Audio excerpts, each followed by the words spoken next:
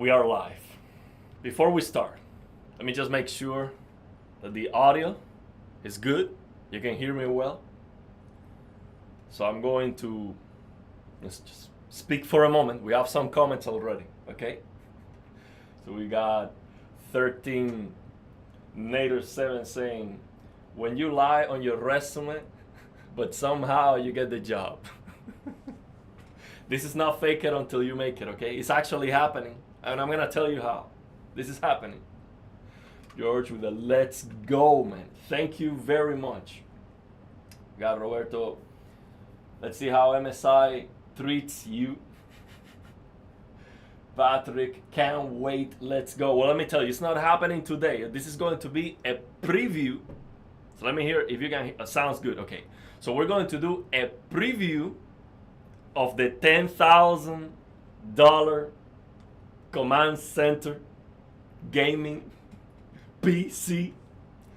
And of course, we already know this new $10,000 Command Center is gonna have the RTX 5090 that was sent by Ben. Thank you very much. Ben sent this to me when RTX 5090s were next to impossible to buy. And you all know the story, how I had to camp for 2 days outside Micro Center and I couldn't buy one. So thank you very much, Ben, for sending this RTX 5090. The GPU is just a beast, okay?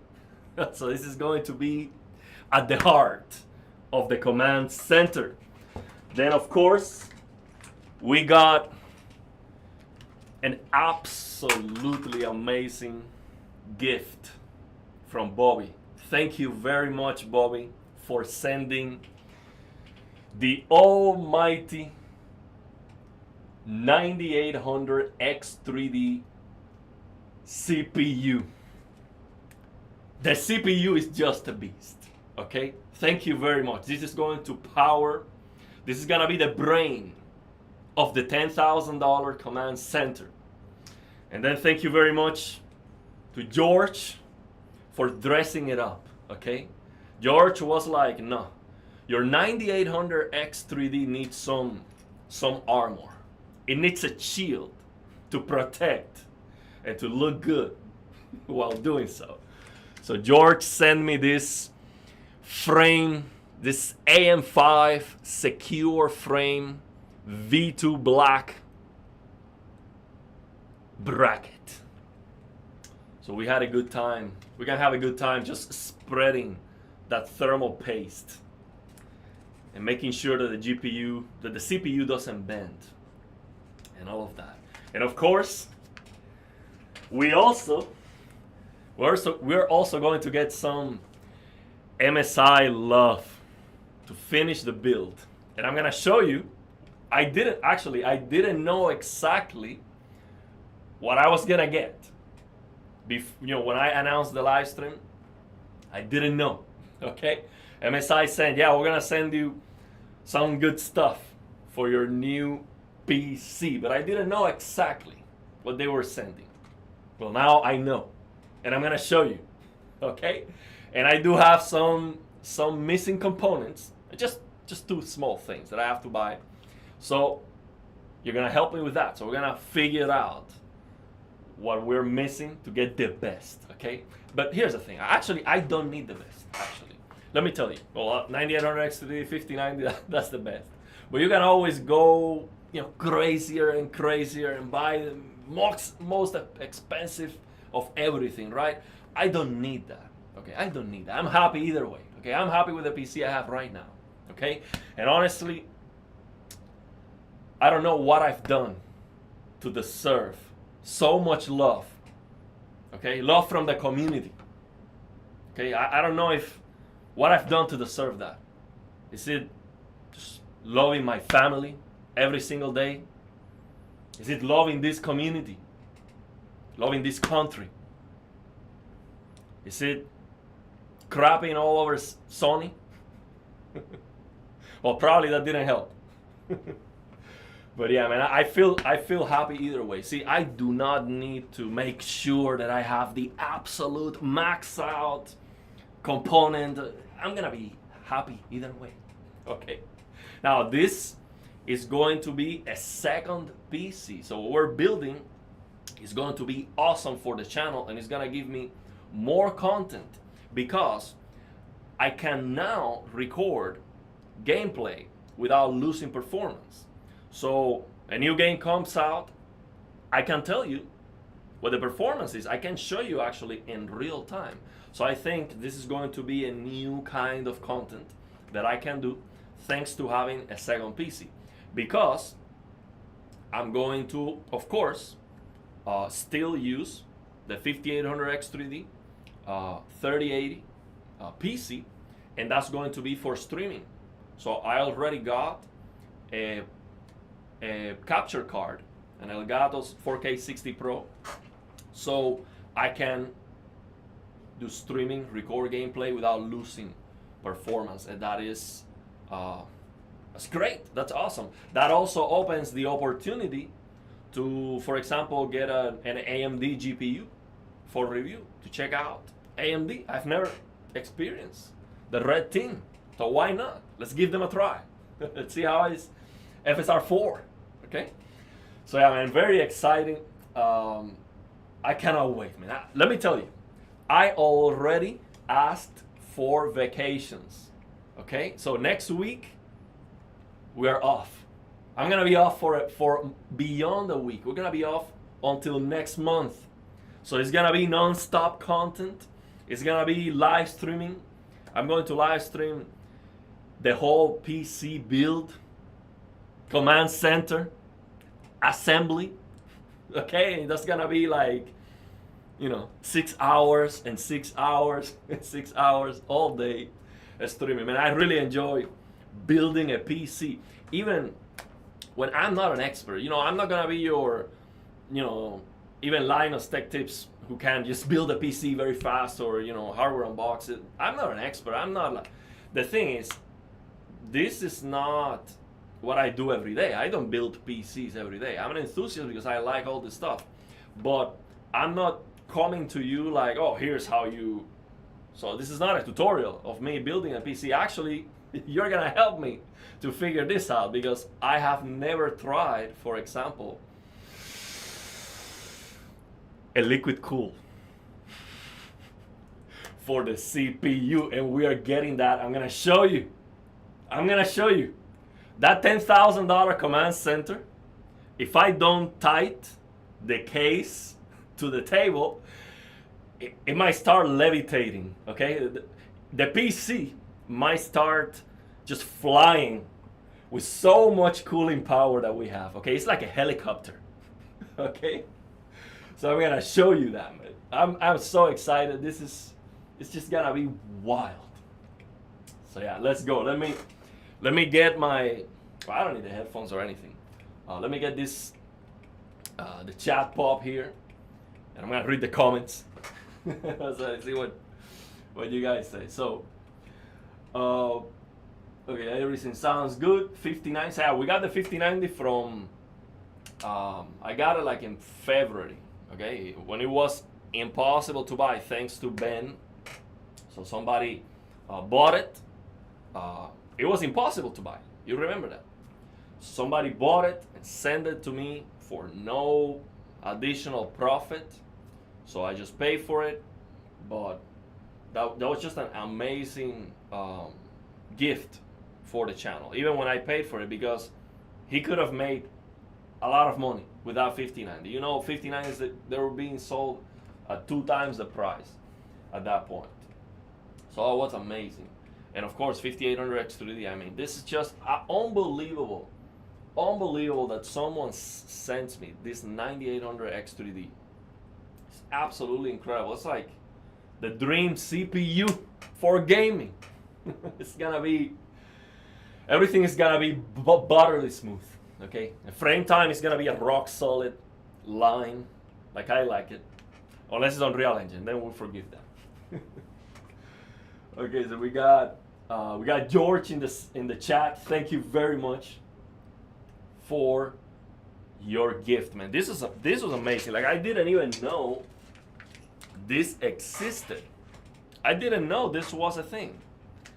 And I think it's going to be just absolutely amazing. It's gonna make it look good too.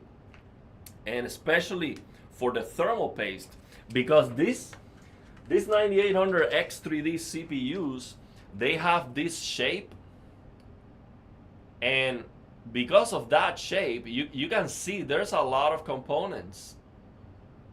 There's a lot of components in between.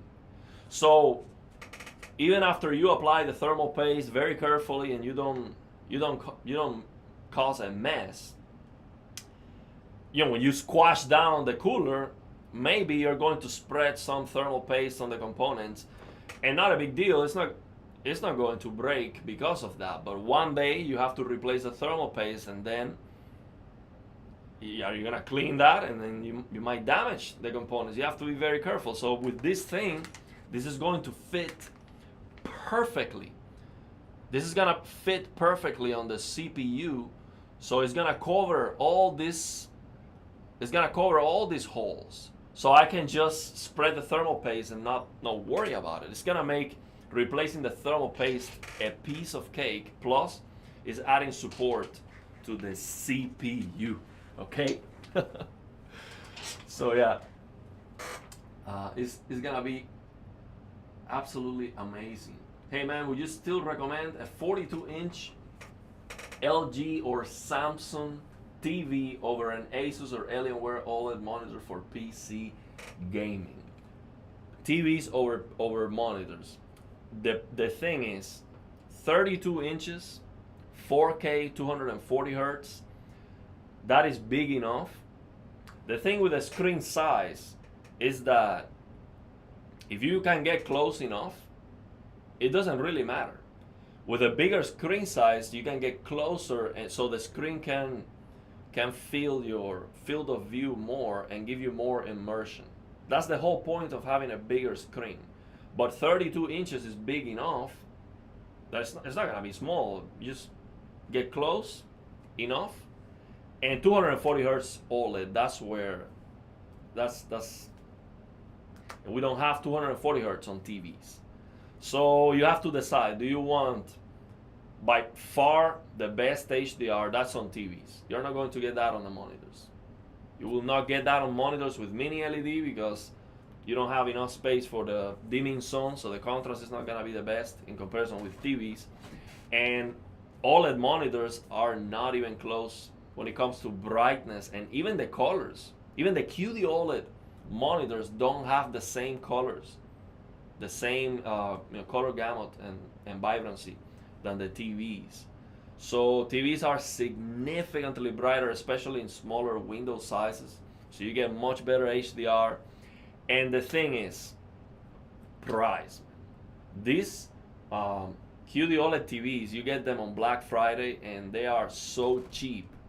You can also get discounted monitors, but the thing is, the screen size that you get for the money, it's just so far superior. It's not even close.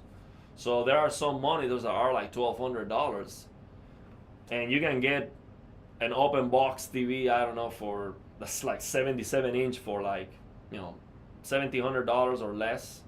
So it's just too big of a difference in size, and size is so, it makes such a big difference. So I will go TVs all the way over monitors. But if you can have both, you can. The thing is, for me, size wins me over every day. I have a 360 hertz QD OLED monitor.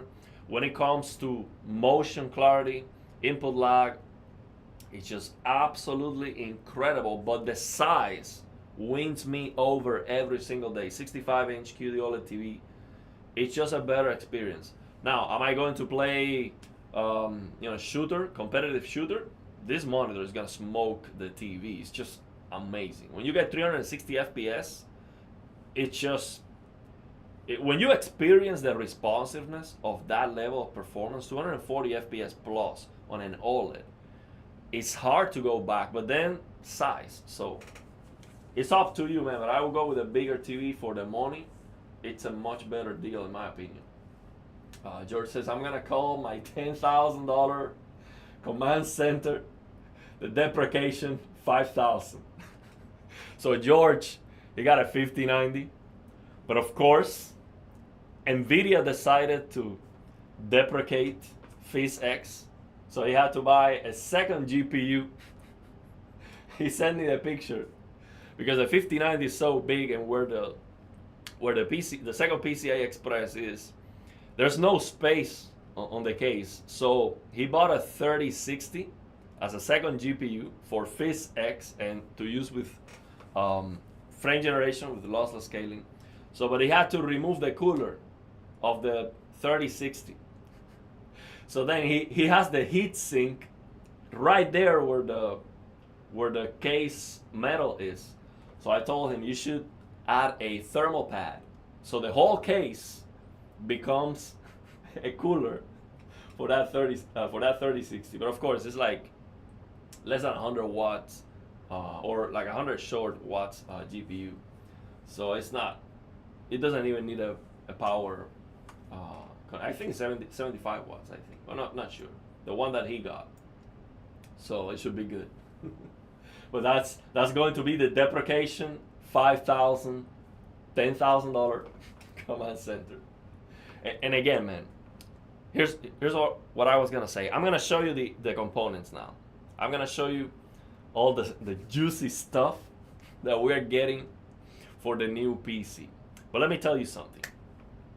MSI, it doesn't get any better for me, for what I'm doing as a YouTuber. So that doesn't mean that for you as a consumer, you know, MSI is just the best and nothing comes even close. I'm talking about me as a content creator.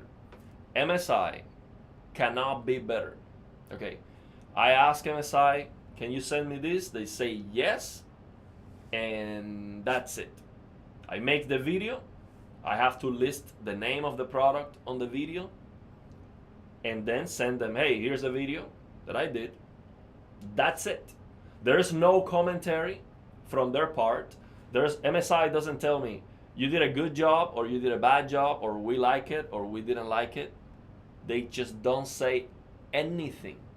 There's nothing I have to do. I don't have to have a link to the products on the videos. Nothing. I don't have to say, it's like whatever. Okay, here's a product. That's it. The product is good. You're confident that it's good. Of course, that's what I'm gonna say. Now you have to understand, I'm very happy because I'm going to get all this stuff for free. It's not free. The payment is the videos, right? But you have to be transparent. I am so hyped. I'm so excited, so happy to build a new PC. I'm gonna be positive either way. I don't care, okay? But I'm gonna tell you what I like about this, and if I find something I don't like, I'm gonna tell you too. So I'm gonna recommend it if I think it is great. For example, they sent me a power supply that I didn't recommend, and I explain why. The connector in the back of the power supply got loose because the cable, the PCs, it weighs a lot. So I had to move the cable because of the table moving or something like that. And then it detached the plastic casing where the connector goes on the power supply. And that is loose. So I think maybe that was maybe like a design weakness or maybe a bad unit, it could be. But I'm not gonna recommend that power supply just because of that. And I said, hey, it looks great, it works perfectly, but I'm not gonna recommend it because I had this experience. Maybe I think the build quality could be better.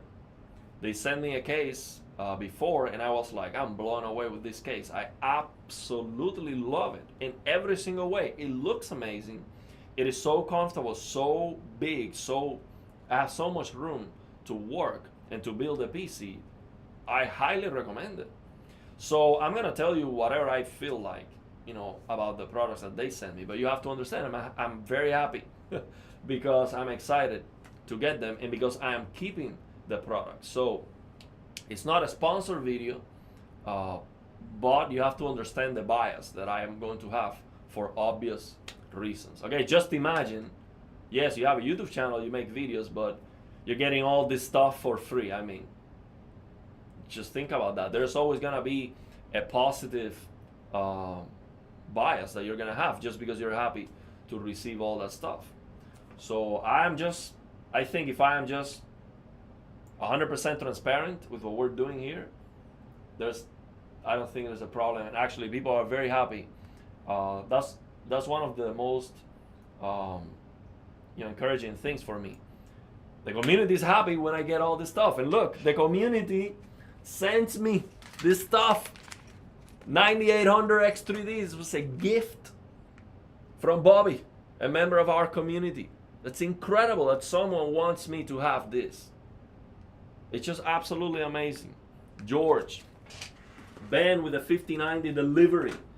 So, yeah, man, I'm beyond static. So I'm gonna show you what MSI sent me.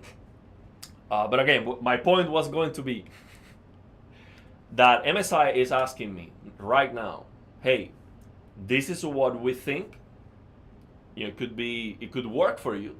Let us know if you want anything different, if you want to change something, if you have any request or anything. So right now I am in a position where I can ask MSI, hey, I prefer this different motherboard or this different case because of this or that or whatever, or a different color or whatever I want. But you know what? I'm happy with what they're gonna send me. Okay, I don't need to be like, okay, no, I want the godlike $1,100 motherboard. I'm not gonna do that. Okay, of course it could seem like an abuse of their generosity, okay? But I wouldn't even do it even if that was on the table, because I'm happy either way. I do not need to have the godlike motherboard, okay? I don't need to have that. I'm happy. I just need it to work, okay? Now, what they're sending me is next level stuff. Like, let me tell you, I never thought I was gonna have a liquid cooler like this. Okay, I'm gonna show you the liquid cooler.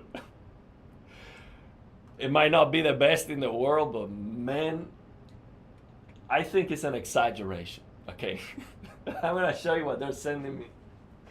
I think it is $10,000 command center level.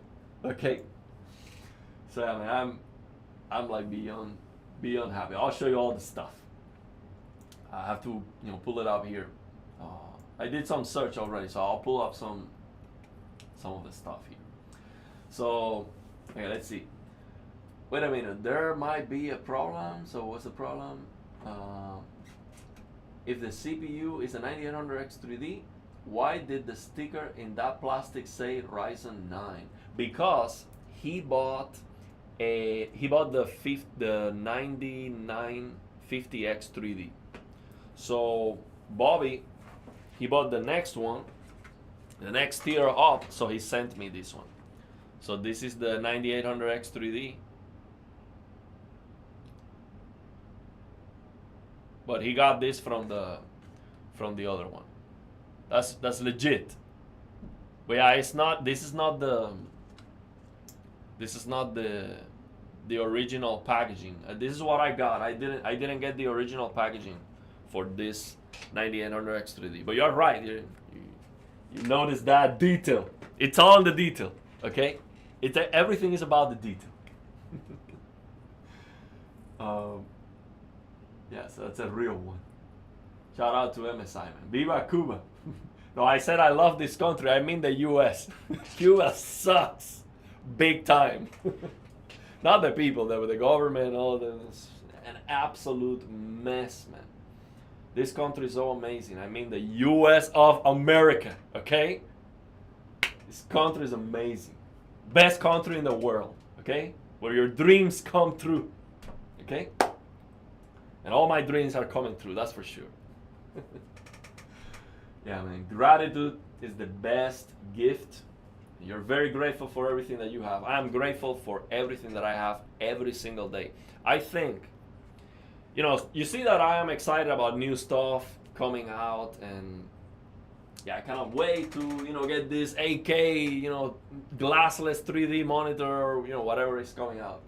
But that doesn't mean that I'm searching new things because I'm unhappy with what I have. I am happy with what I have every single day, and I think that is something that I think is the only way you can be satisfied, because there's never an ending. So if you always need something new to be happy for a moment, like, you're gonna be happy when you get your new stuff, you build a PC, right? That's gonna happen. That's a given. But after that, people, you know, the adrenaline bump comes down, and then you need it again, right? And it never ends. I don't need that. I wake up every day and I look at my 5090 and I'm happy about it. Of course, that's 5090, but you get the idea. Like, I look at all the stuff that I have and I'm like, man. I look at my guitar and I'm like, man, that's a $10,000 guitar, and it is.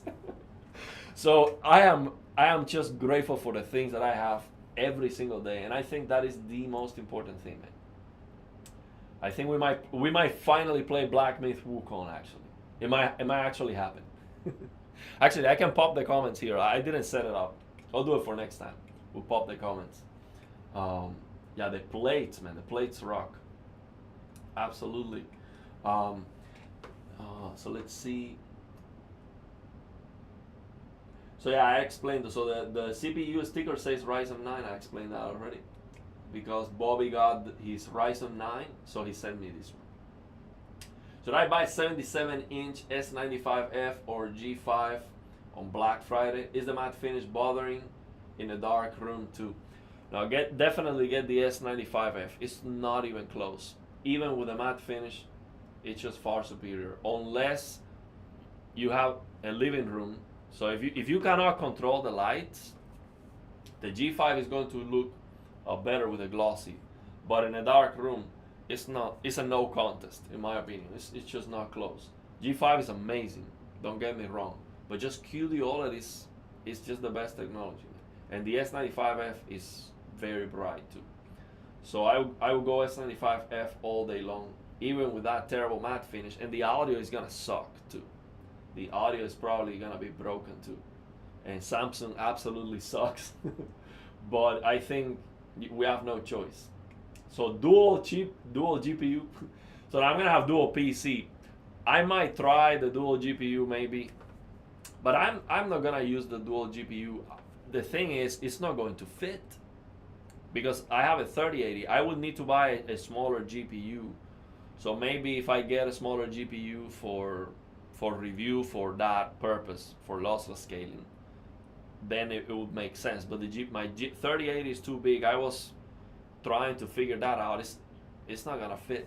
59 is a brick, and then the 3082 is just, and also it's a waste of resources. 3080 is way too powerful to use as a second GPU for physics or for lossless scaling. It's gonna be like a 20-30% at most. It's just not. It's not worth it.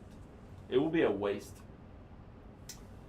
So Johnny Bond got a 17-inch Dell Trinitron CRT monitor and an IPS for my main productivity monitor.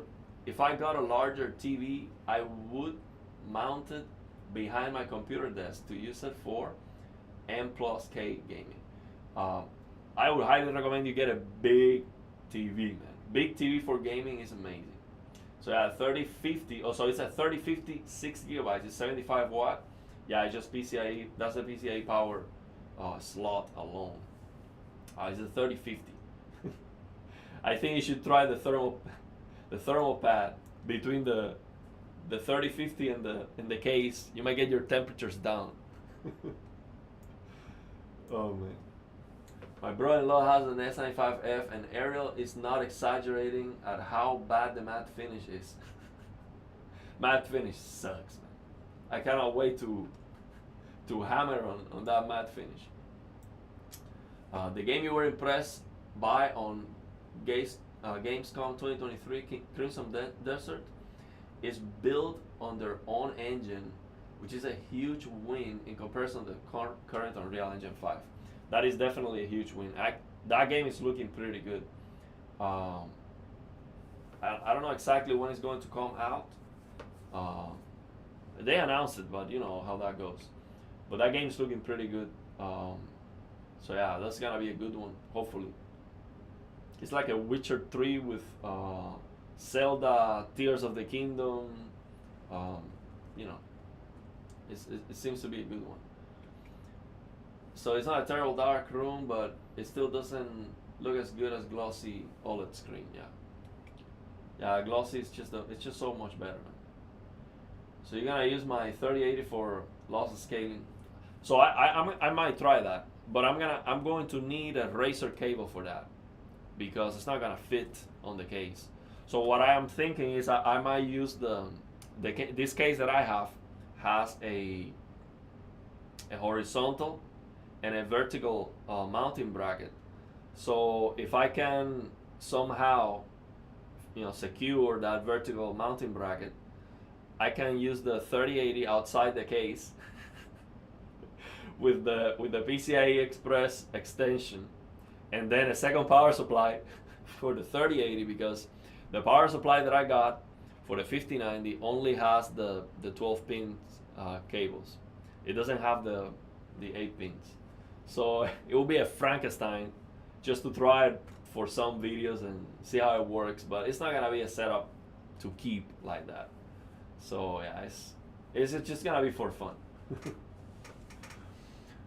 So let's see the motherboard. Okay, Christopher Saucy is asking which motherboard is MSI sending me. Let's get into it. Okay, I'm gonna show you right now.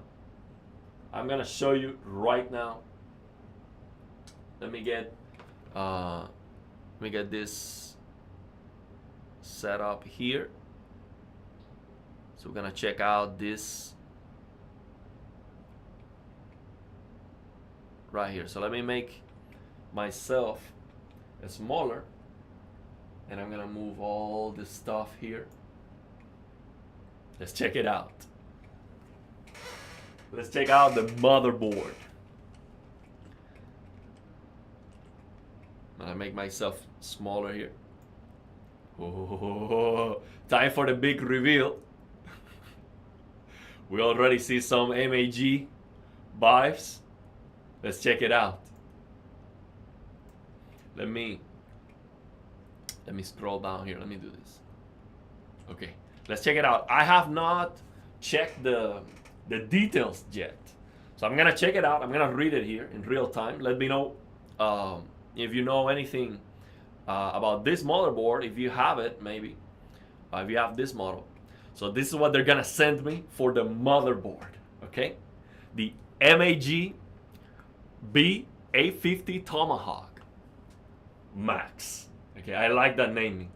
You know, when you get a gaming product, you want it to say something like Max, you know, Ultra. If it doesn't say Max or Ultra, it might not be for gaming. Okay, it might be for other stuff. Yeah, this is the Max.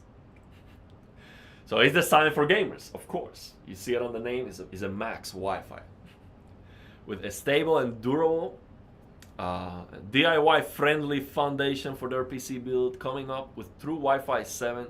Now, I have fiber. I have Google Fiber right now, and I think it's Wi-Fi 6.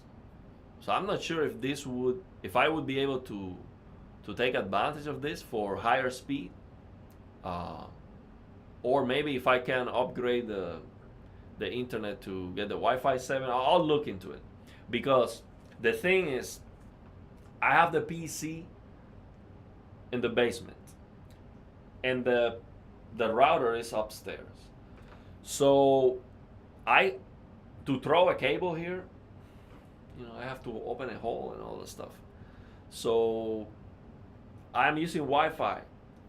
I'm not big into multiplayer games, so it's not a big deal for me to have the best internet connection with the lowest latency.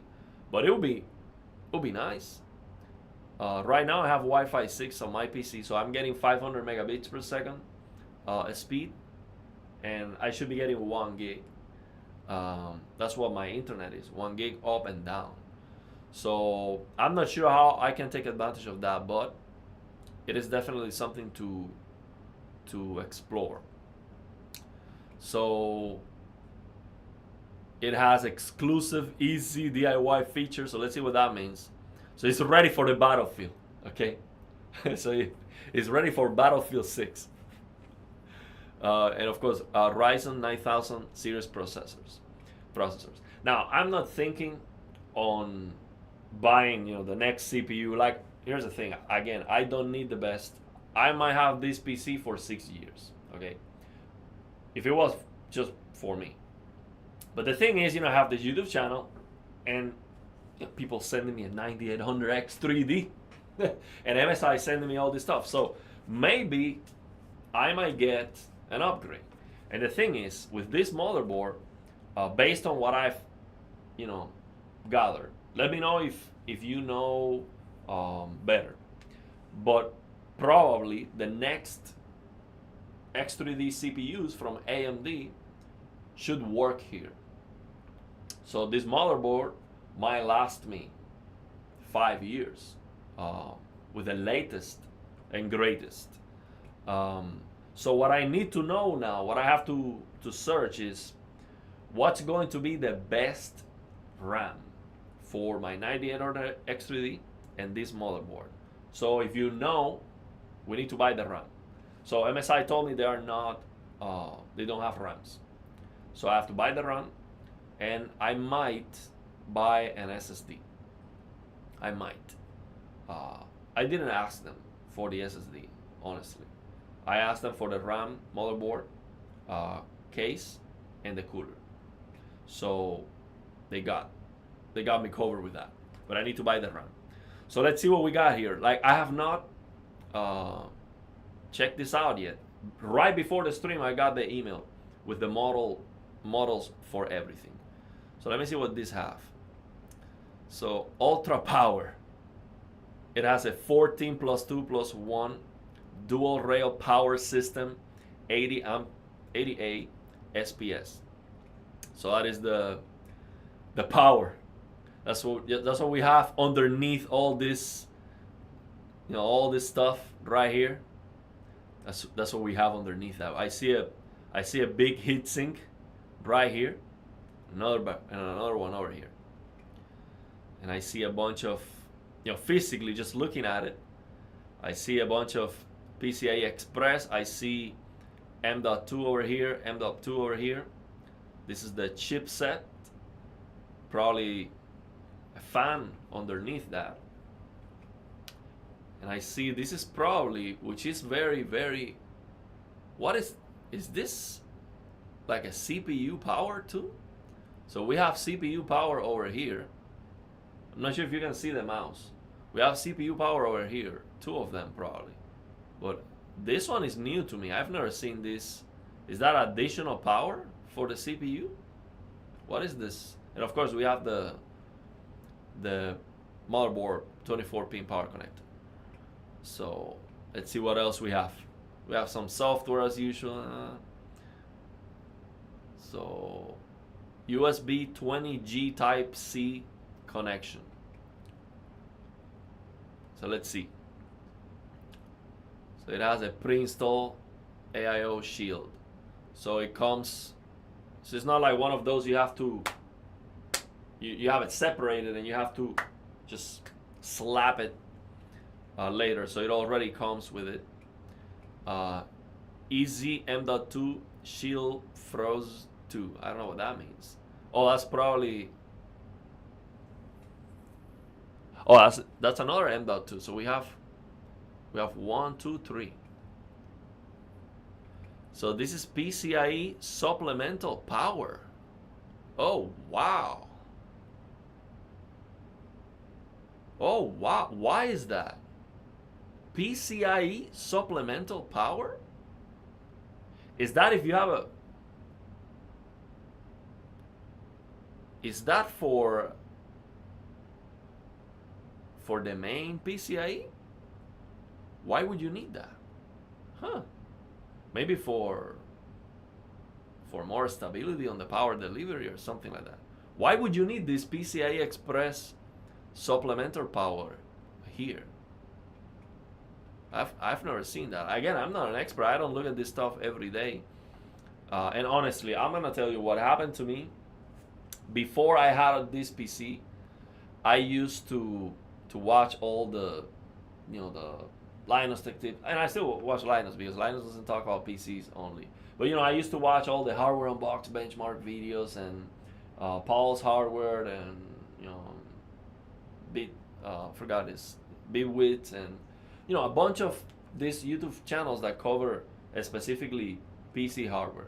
As soon as I got my 3080, I stopped watching that because it's like, okay, I'm good. Like I don't need to be an expert on this stuff anymore. I don't need to know everything that comes out. So I'm honestly out of the loop when it comes to all this stuff because I stopped watching those videos as soon as I got my PC. But when I didn't have the PC, I had a 1050 Ti, and I was looking at watching all the videos and dreaming one day have a triple fan GPU. But yeah, I stopped that. So we got a powerful, duet rail power system. So let's see, we got an ECCOM design. I wonder what that is. EC PCI Express release. EC PCI Express release. Oh, is that like a button? Let's see what that is. What is that for? Is that like a button to...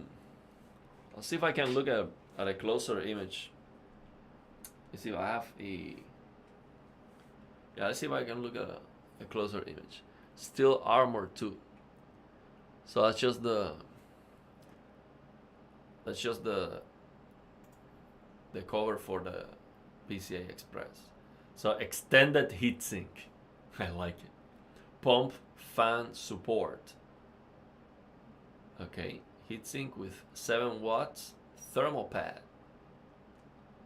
7 watts per MK. I don't know what MK is. Kelvin or something? Micro Kelvin or something? So this has a thermal pad here for the VRM. An 8-layer server grade PCB with 2-ounce thickened copper. An 8-layer. Like one layer, another layer, another layer. Oh man. High-speed transmission. Got Wi-Fi 7. So 2 PCI Express 5.0 M.2 slots. So one of the things, so I want to know 2 things for this build. So help me out on this one, okay? What would be the best RAM for this motherboard and 9800X3D? And what would be the best drive? What would be the absolute best drive that I can have here? No, I mean, not the absolute best, because I don't need that, like, I know Samsung has the Pro SSDs that are super expensive. No, I don't need that. Let's say the sweet spot will be the best for speed. Not like super reliability and all of that. So let me know what will be your recommendation for SSD, because I'm gonna buy myself the SSD and the RAM. So we have Gen 5 and 2 PCI Express 4.0 M.2 slots. Now I'm interested to know if these PCI Express 4.0 M.2 slots, if they are 8x, 4x, and what happened when I have a secondary GPU. Is that gonna be 4x Gen 3 or something? That's what I want to know. And then see if it would make sense to try the 3080 here on this one. So let's see what else we have here. Let's see. So this is for the M.2. Oh, look at that. No screws necessary. No more screws necessary. Wow, we have a lot of comments. I'm gonna read all your comments, okay? I'm going to read all your comments. Let me check this out first, okay? I'll check out the motherboard, read some comments, and then we'll check out the rest. So I like this a lot because, for example, right now on my motherboard, one of the M.2 drives, it doesn't have a screw. So it is basically holding on thanks to the stickiness of the heatsink thermal pad. So it's basically glued right now. So why? Because I couldn't find the screw in the original motherboard's box. I didn't have a screw for it. So that's not good. Okay, that is not good at all. So if I remove that heatsink, it would just go like this. So this is great. I don't need to have a screw here. So it's already going to work. So I like it. This is the VRM. Let's check out the VRM. Two faces. I don't know. I'm not an expert on this stuff, but I can get an idea of it. So it has two CPU power 8-pin connectors, just normally. That's normal. And I think the 9800X3D is like 200 watts. So each one of these connectors, I forgot, it was like 175 watt or something like that. I don't remember. Somebody told me the last time I built a PC. We're gonna use both of them. Why not? But some CPUs don't need both of them. But yeah, 9800X3D most likely needs that. So let's see what else we have here. Incredible performance. I like it. Okay, so let's see what else we have. So additional choke pad for the VRM. So, and this additional choke thermal pads ensure stable performance when all cores are running at high speed. I like it. And large heatsink of this is for the chipset. It has an enlarged heatsink. So this chipset is probably the one responsible for the additional PCI Express. So the main PCI Express 5 16X that is being controlled by the CPU, and the rest of them is probably just controlled by this chipset. That's why it needs a cooler too. So we got some power here too. So it has an enlarged heatsink designed to reduce dust. Oh, interesting. And noise, and capable of maintaining high efficiency of heat dissipation. So we have the antennas for the Wi-Fi. So we're gonna get one of these plastic Wi-Fi's antennas. It's gonna be on top of the case, like a shark fin. So incredible data transfer speed. Why don't they say exactly the data transfer speed? That's what I want to know. Let's see. So Wi-Fi 7 significantly faster than Wi-Fi 6, as we can see here in this blue graph. It's like 2 times. Okay, so twice the detail. So let's see. So Wi-Fi 7 introduced higher speeds, wider channels, improved efficiency, and reduced latency over Wi-Fi 6. It also improved battery life and provided better performance in crowded environments. Let's see what is the data transfer rate. Oh wow, that's like a 2x. Oh wow, it's more than 2x. Way more than 2x. So that means with Wi-Fi 7, I should be able to fully utilize my internet if I had a better router. So maybe if I upgrade the router that I have, I can get all the performance of my internet. That would make a big difference for me, for the streaming, for everything. So I'm going to look into it. Can I improve my router? Because I just have the regular, Google Fiber 1 gig router, and it has a like an extension. So it's two of them. So I have to figure out if I get a better router that is Wi-Fi 7, if I can get my 1 gig over Wi-Fi. Let me know if you know that. If you know that detail, let me know. I'll read the comments. That is something very important for me. That would make a big difference for me. So we got all the details. Let's go, man. That'll be a big difference. Audio quality. We got audio boost quality here. Isolated analogy structure. Okay, let's see what else we have. And by the way, MSI didn't ask me to do the stream showing the components or none of that. I'm not even gonna tell them that I did this. So I'm not doing this like a commercial for MSI or anything like that. I'm genuinely just enjoying looking at it because I haven't done that. I just receive the models of the stuff that I'm gonna get. So I'm doing this in real time with you to get your feedback, to know some other details that I don't know, and also because I want to get the RAM and all the stuff. So I'm just sharing this, but this is not like a video that they asked me to do, or a commercial for MSI or anything like that. It's just gonna be my motherboard, okay? So I want to know, and I want to share that. So just to make that clear, like they will not even know I did this video. I'm not gonna tell them, and so yeah, I'm not gonna list in the description of the video any of these products, none of that. So let's see. So supports AMD Ryzen 9000, 8000. So we got this is the same thing.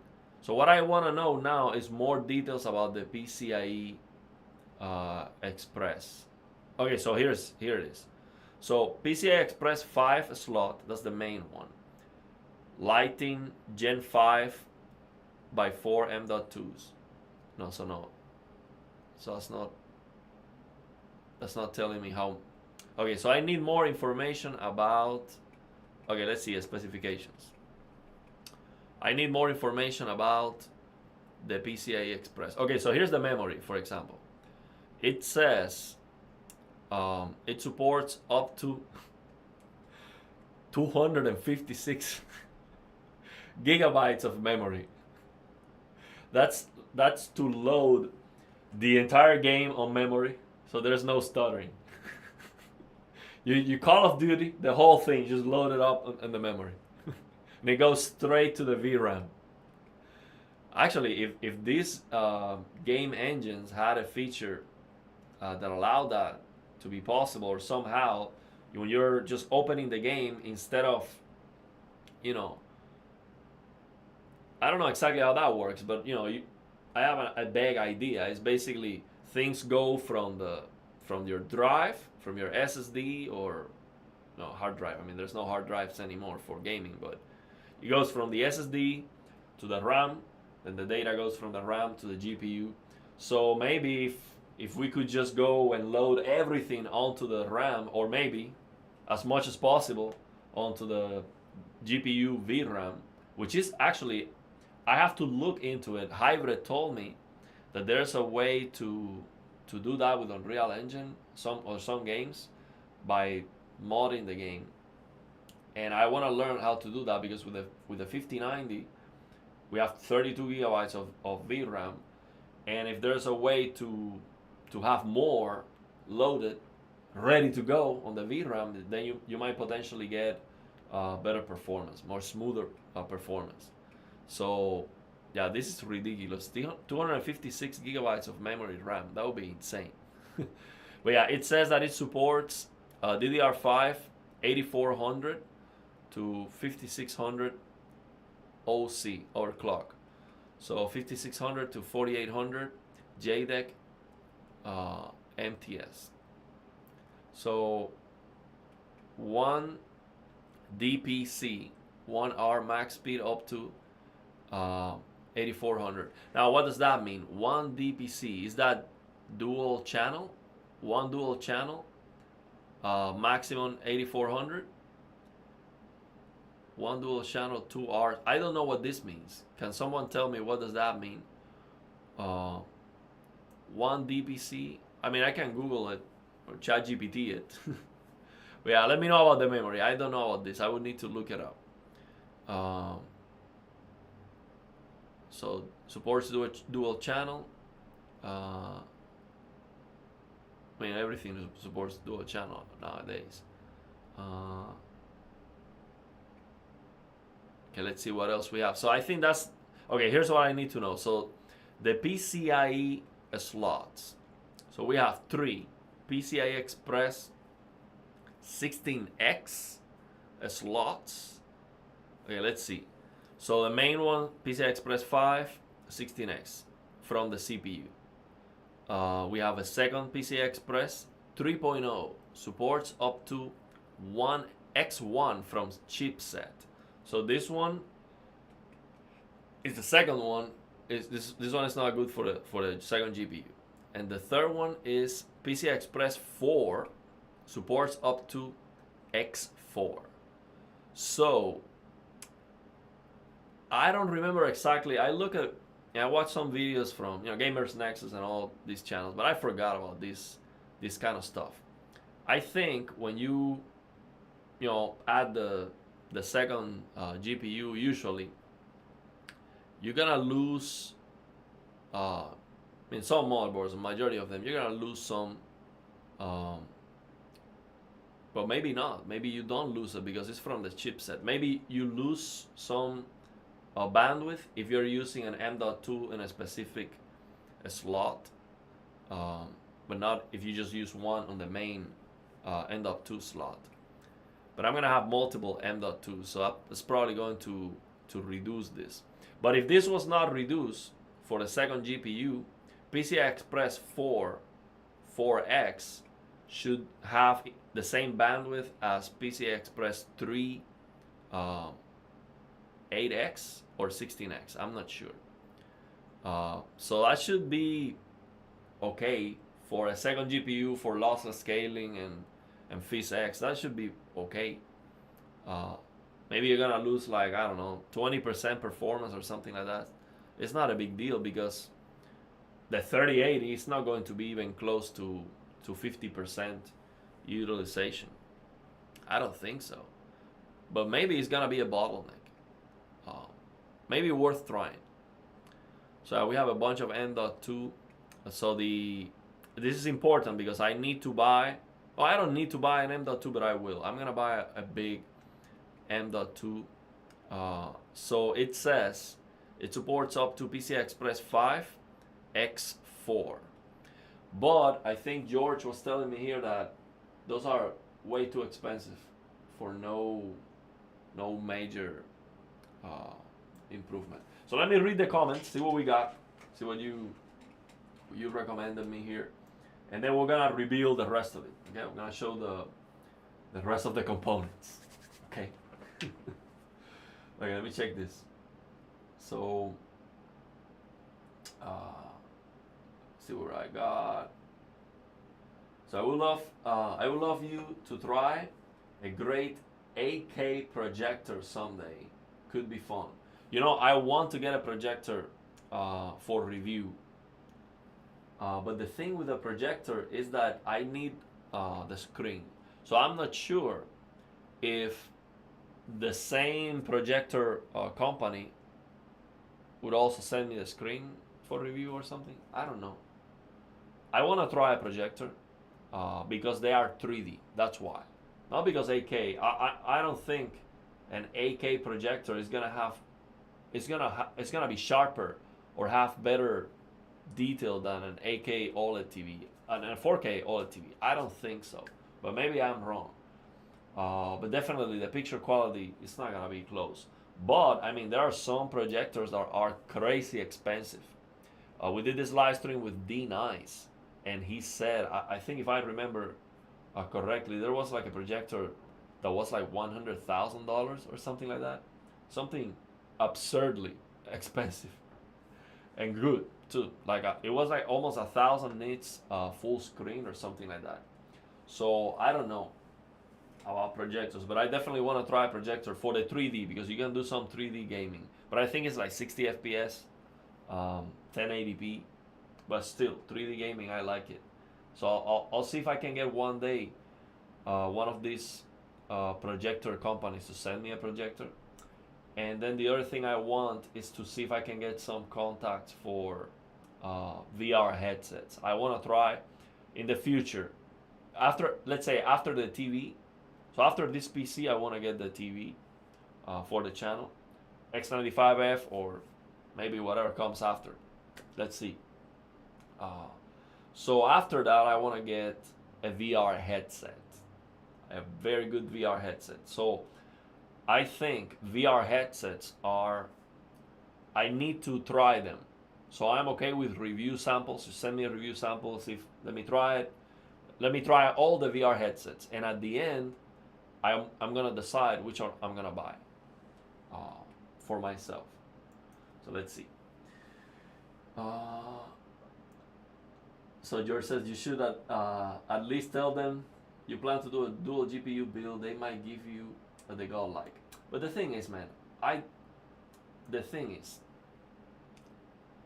much rather have the second PC for the streaming, and for the dual GPU build, I would have to buy another GPU or maybe ask for a GPU, a smaller GPU for that.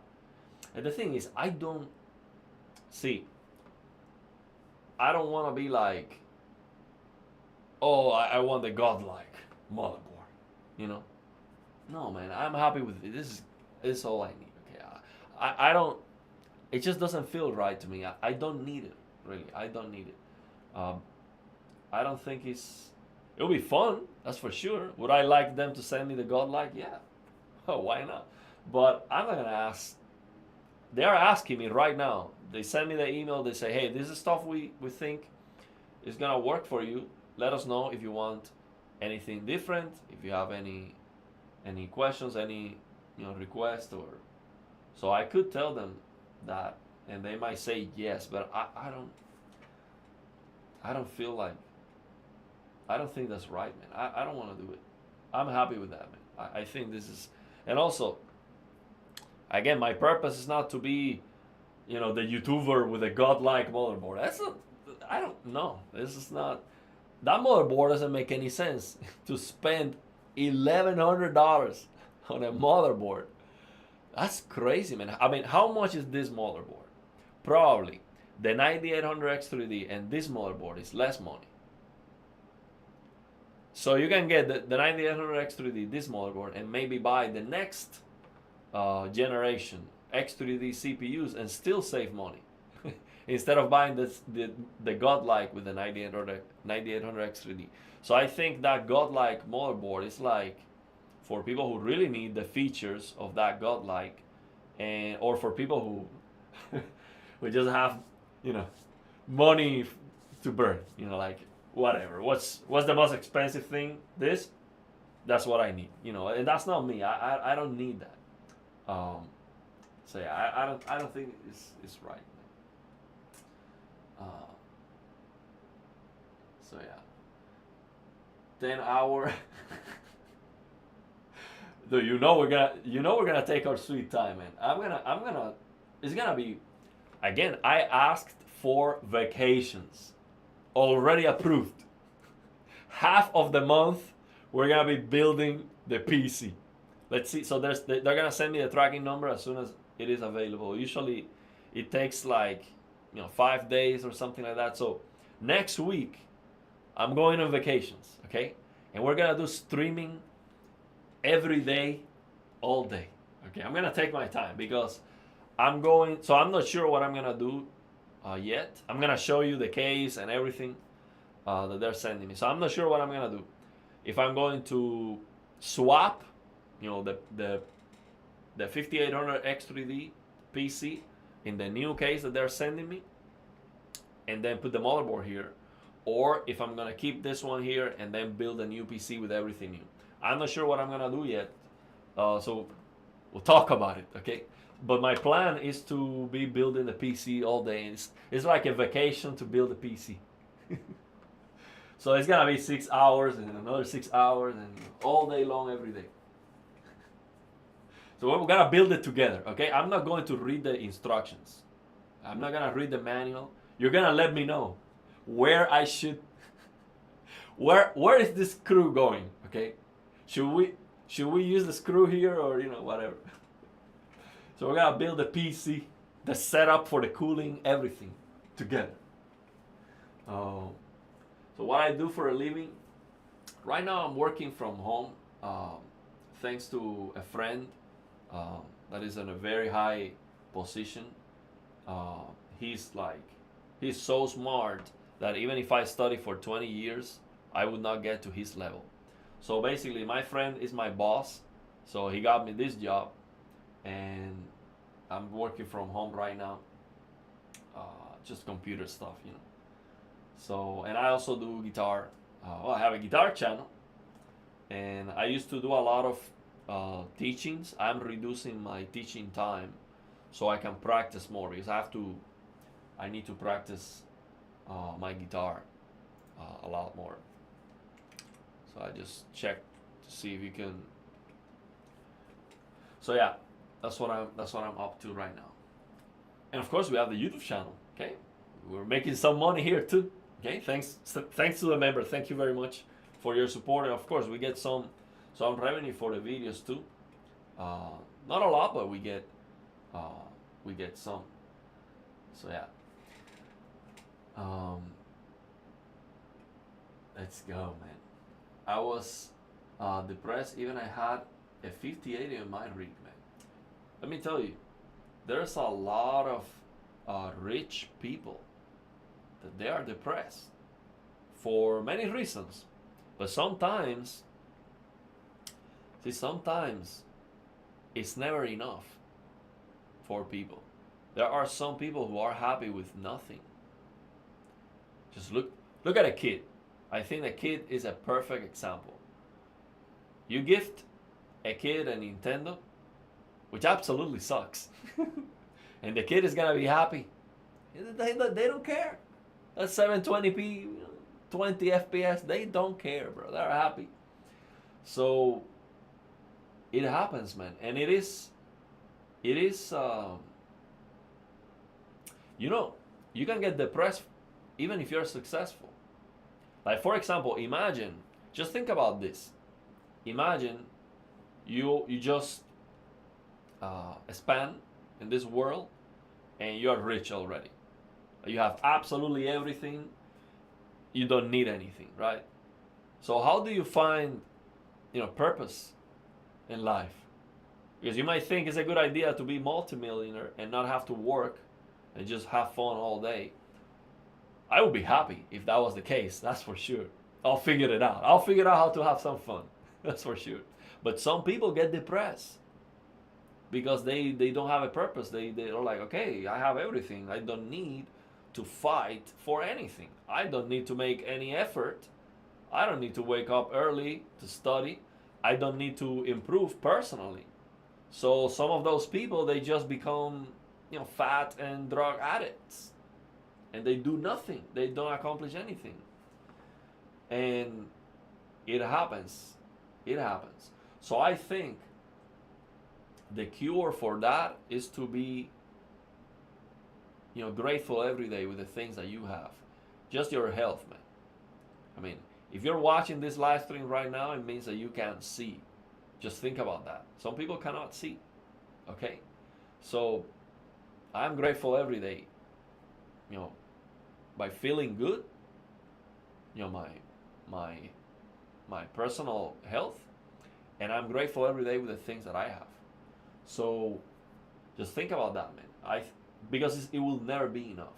You might have a 5080, whatever, a 7090, a $10,000 command center, and it will never be enough.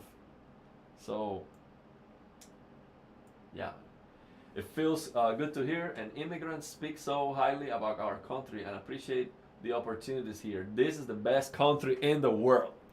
God bless America. Okay? I mean, the thing is, man,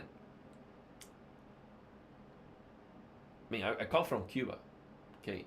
Situation in Cuba is bad. Bad. I'm talking about not having toilet paper bad. Okay? So, I mean, just coming here into the US, I was rich day one. Okay. I came here to the US, I was immediately rich. It's like nothing, without just getting a job, I was rich immediately. Okay. So, why? Because I feel rich, I appreciate what I have. Just going to the store and everything is available. People here in the US, people give that for granted. That is amazing. You can go to a store any day and all the food is there all the time. You think that is normal? That is not. That was not the case where I come from.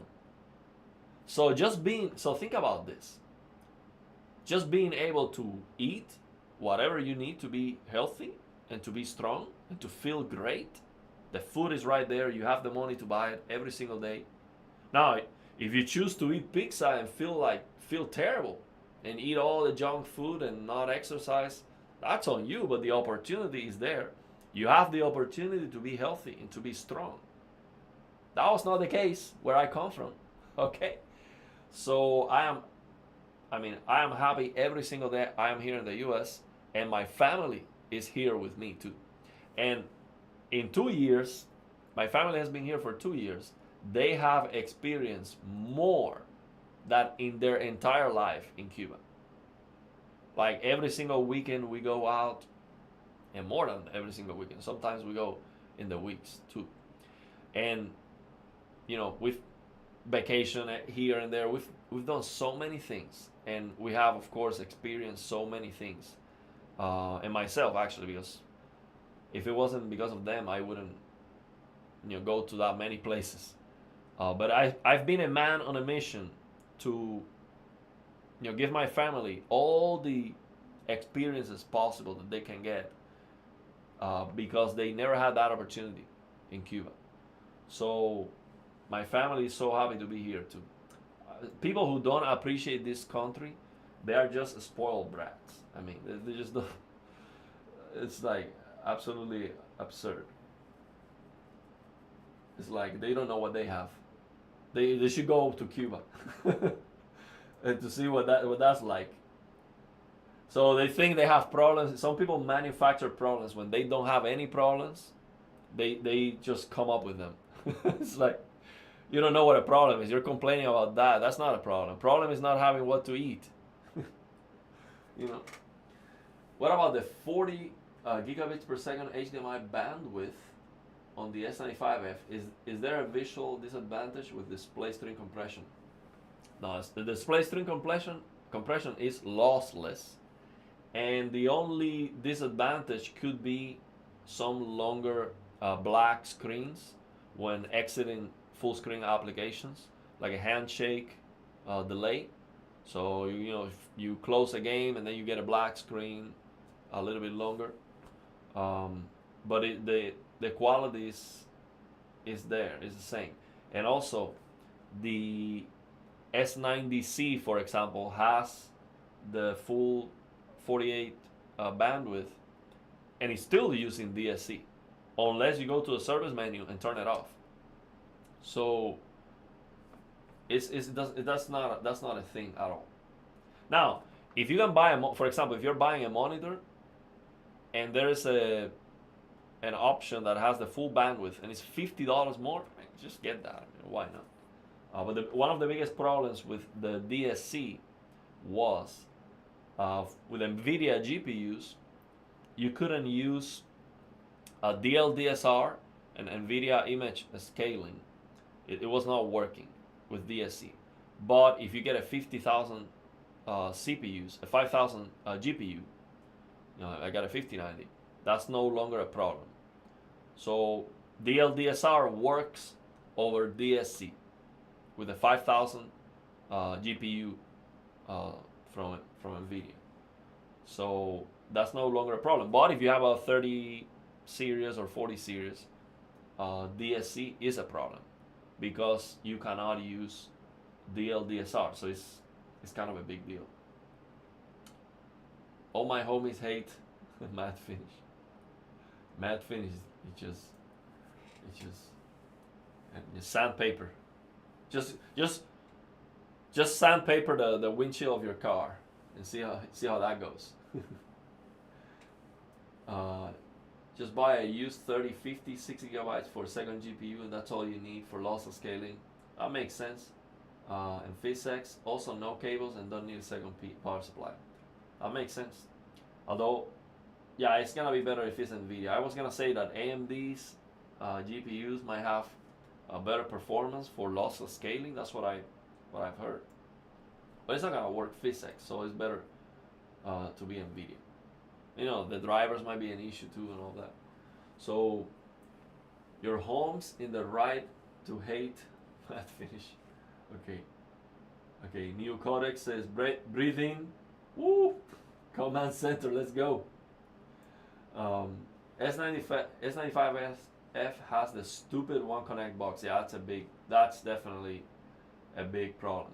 So if your GPU uses DSC, the LDSR cannot be turned on, and lossless scaling has messed up frame packing in DXGI mode. 5000 series fixes this. But who buys that series as a second GPU? Oh, you're talking about... Oh, I see what you're saying. But the thing... Oh, I see what you're saying. That... Oh... So he's bringing up a good point. So if you have a second GPU for lossless scaling, if your monitor has DSC, DLDSR is not gonna work. Oh, that's a good point, but that's a very a specific case scenario. So it wouldn't work unless you turn off DSC. So my 360 monitor, if I turn off DSC, it is 240 hertz, and if you have a 240 hertz, then it would be 120. So that's a detail. Bro has a $10,000 guitar alone with a $10,000 command center. That's right. And let me tell you, my guitar sounds better. I have tried guitars that are $200,000 plus. Okay, they were very good, but my guitar has nothing to envy those, because of course you get to the point of diminishing returns and you're paying for history at some point. But yeah, my guitar is very good, very good. I love it. It was a gift. I didn't spend $10,000. It was a gift from my master. He was like, you deserve it. Make good use of it and win competitions. So my master wants me to win the hardest competition in the world. And that's very hard because I'll try. That's very hard because I started when I was 16. I've been like 5 years without playing every day. But I started practicing again. So I'm going for it. Let's go. So it has a second PCI Express at the bottom of the second GP. For second GPU, put a 3050 in there. Bro, same as me. So it's gonna work, okay? And how about the bandwidth then? Okay, so 6000 is gonna be the lowest latency. Oh, so you're saying with the higher frequency memories, you get worse latency. So for the CPU, it's gonna be better. 6000, 64 gigabytes, CL30. Okay, let's go. That's what we're gonna get. That's what we're gonna get. So how much is that? Like $200? We're gonna get that. Hello, a new NVIDIA driver has been released. It specifically fixes the red and green graphic glitches in Hell is Oz. Oh wow, that's a big deal, man. I thought the first time I saw that, I was like, is this artistic intent? Is this like supposed to be like you're dreaming or something? This sucks. and I had to lower the shadows to fix that, and then it comes back at sometimes. So that is great news. So I'm gonna update the drivers and then suffer the shader compilation stutters one more time. So CL26, 6000, 64 gigabytes. That is the best. So 32 gigabytes. So forget 64 gigabytes. So why? Because well, it's gonna be cheaper. But how about the performance? You get better performance with 64, or is it the same memory? So it's for front I/O USB ports to power devices. Okay, let's see. I think that is if you do 2 GPUs. So I think that the comments are from. So you have a CL30, 64 gigabytes have been fabulous. It's for the front I/O power. Oh, okay. So you're saying this.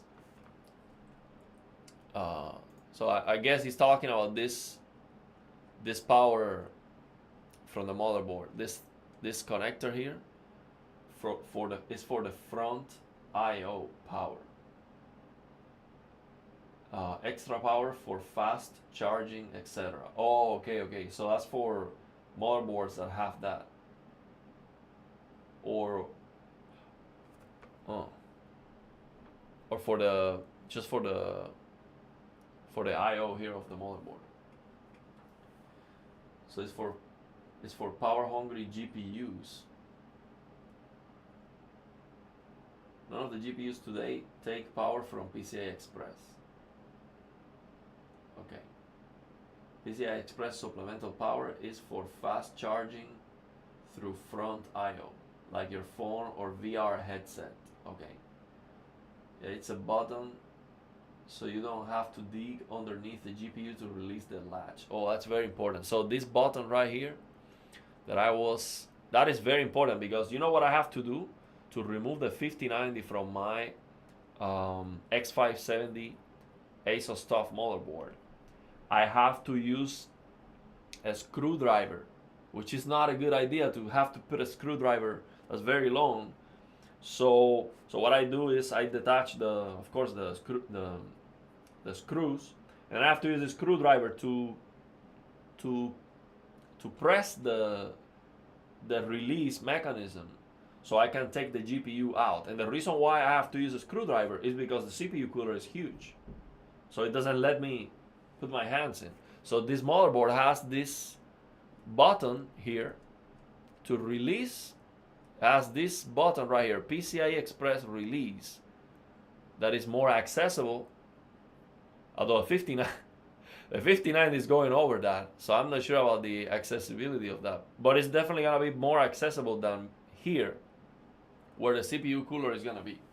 So that's good design there. Doesn't cost a lot of extra money for them to do, but it's just good design. I like it. So, let's see. I think I jumped to the end. Oh man, we have so many comments.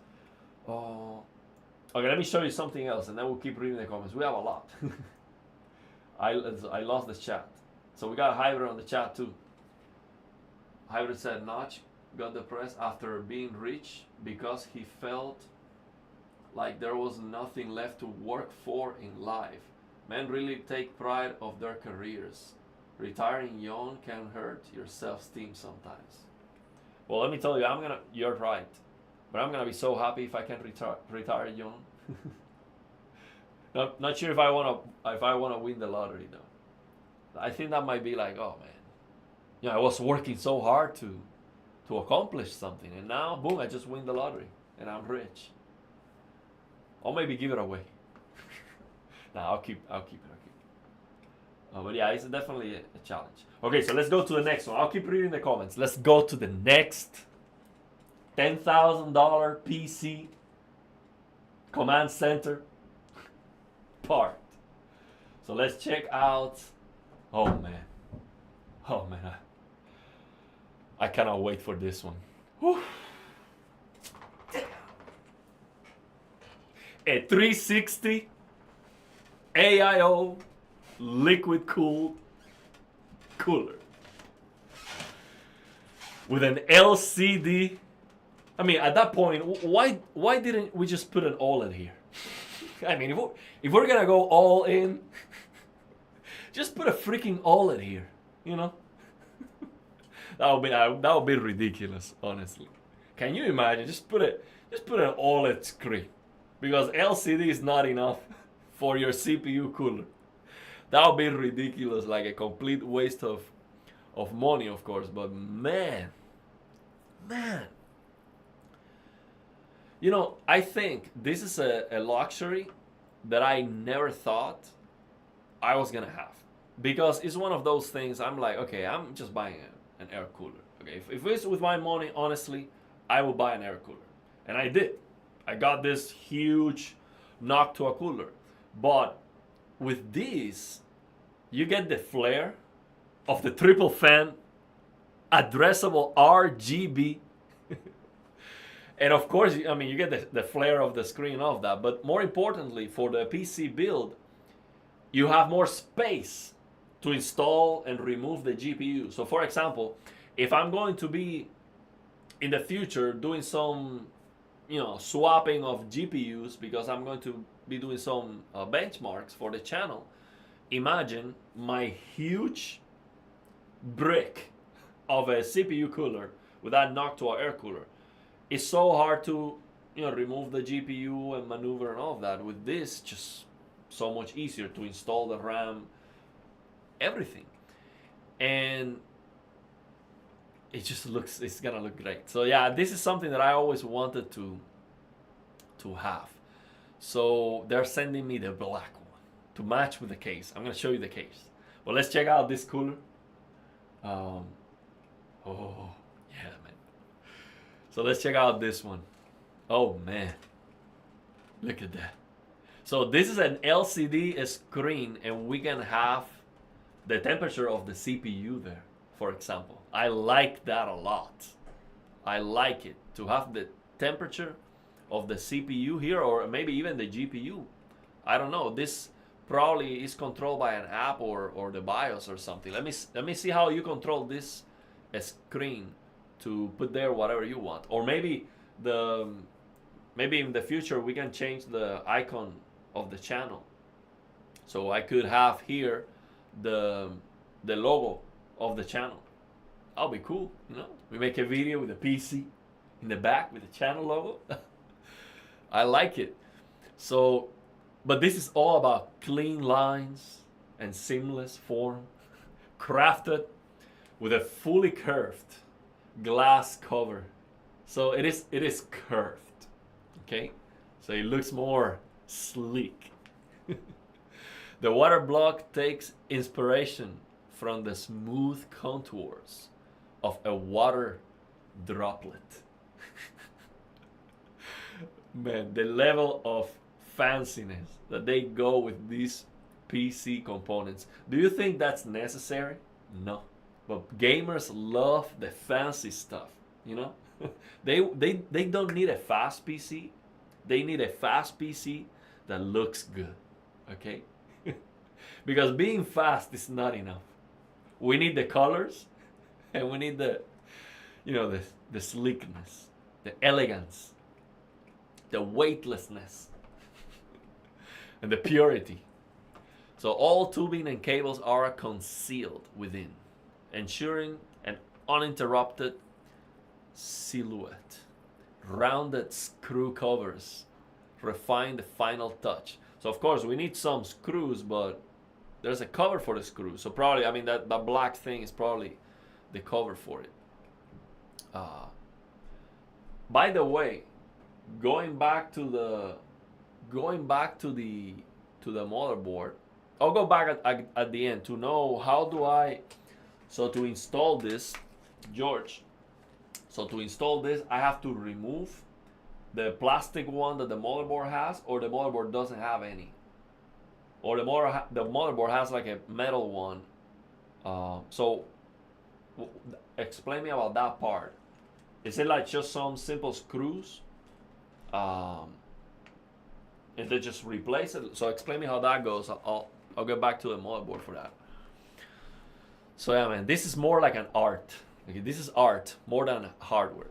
So here we have this explanation about the screen. So we have a 2.1 LCD screen, supports real-time monitoring, animated visuals, or personalized content. Use it as a secondary display for dynamic system feedback and next level customization. I like it. So for that, we have to install the MSI center after hardware setup to enable all screen functions. So we just control this through the MSI center. So I guess I can have there whatever I want, or maybe not. Maybe like there's some predetermined things, but there's a way to customize it. So now my thing with liquid coolers is, how long would this last? So how long before I have to? So here's my question: what goes wrong with CPU coolers? Probably they start leaking at some point. I don't know, maybe 5 years, 10 years, I don't know. At some point, you're going to start leaking. So when that happens, what is the kind of maintenance that you do? Do you have to replace the tubing, the seal? Like how does that go? Or maybe CPU coolers are at a point right now where that's not a concern anymore. So let me know about that, because I have never even contemplated the idea of buying one of these. I think this is luxury. This is pure luxury. So the cooler, the cooler has the smooth contours. Yes, remove the one the motherboard comes with. It is just 4 screws, super easy. Okay, sounds good. 4 screws. So this is a Streamline is MSI's latest hidden cable design technology that fully integrates all power and signal cables for the water block directly into the sleeve tubing, eliminating any visible external wires. Oh wow. So we're gonna have no visible wires. So it's gonna, like, when I have the CPU cooler, I have some wires to hide somewhere behind the motherboard. This thing has the wires inside the tubes. So you have no wires that are visible. I don't know if this is something exclusive or just something that's on every single water-cooled CPU cooler nowadays. I don't know. So by routing both power and LCD display signals through the tubing itself, that's, man, yeah, it just looks cleaner. The length that they go for aesthetics here is next level. I mean, you're gonna put the wires for the screen inside the tube.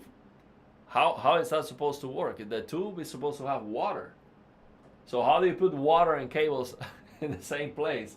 You need some protection for the wires or something. This is nuts. It redefines cable management for modern liquid cooling systems and elevates the standards of form meets function design. So this is not normal. Not all the liquid coolers have that. So AIOs last a long ass time, bro. Even cheap ones. Never had a problem with them. So I think that was a concern a long time ago, when they were starting. So the liquid evaporates, so you can add more coolant, but should replace. So at some point you would add more coolant then.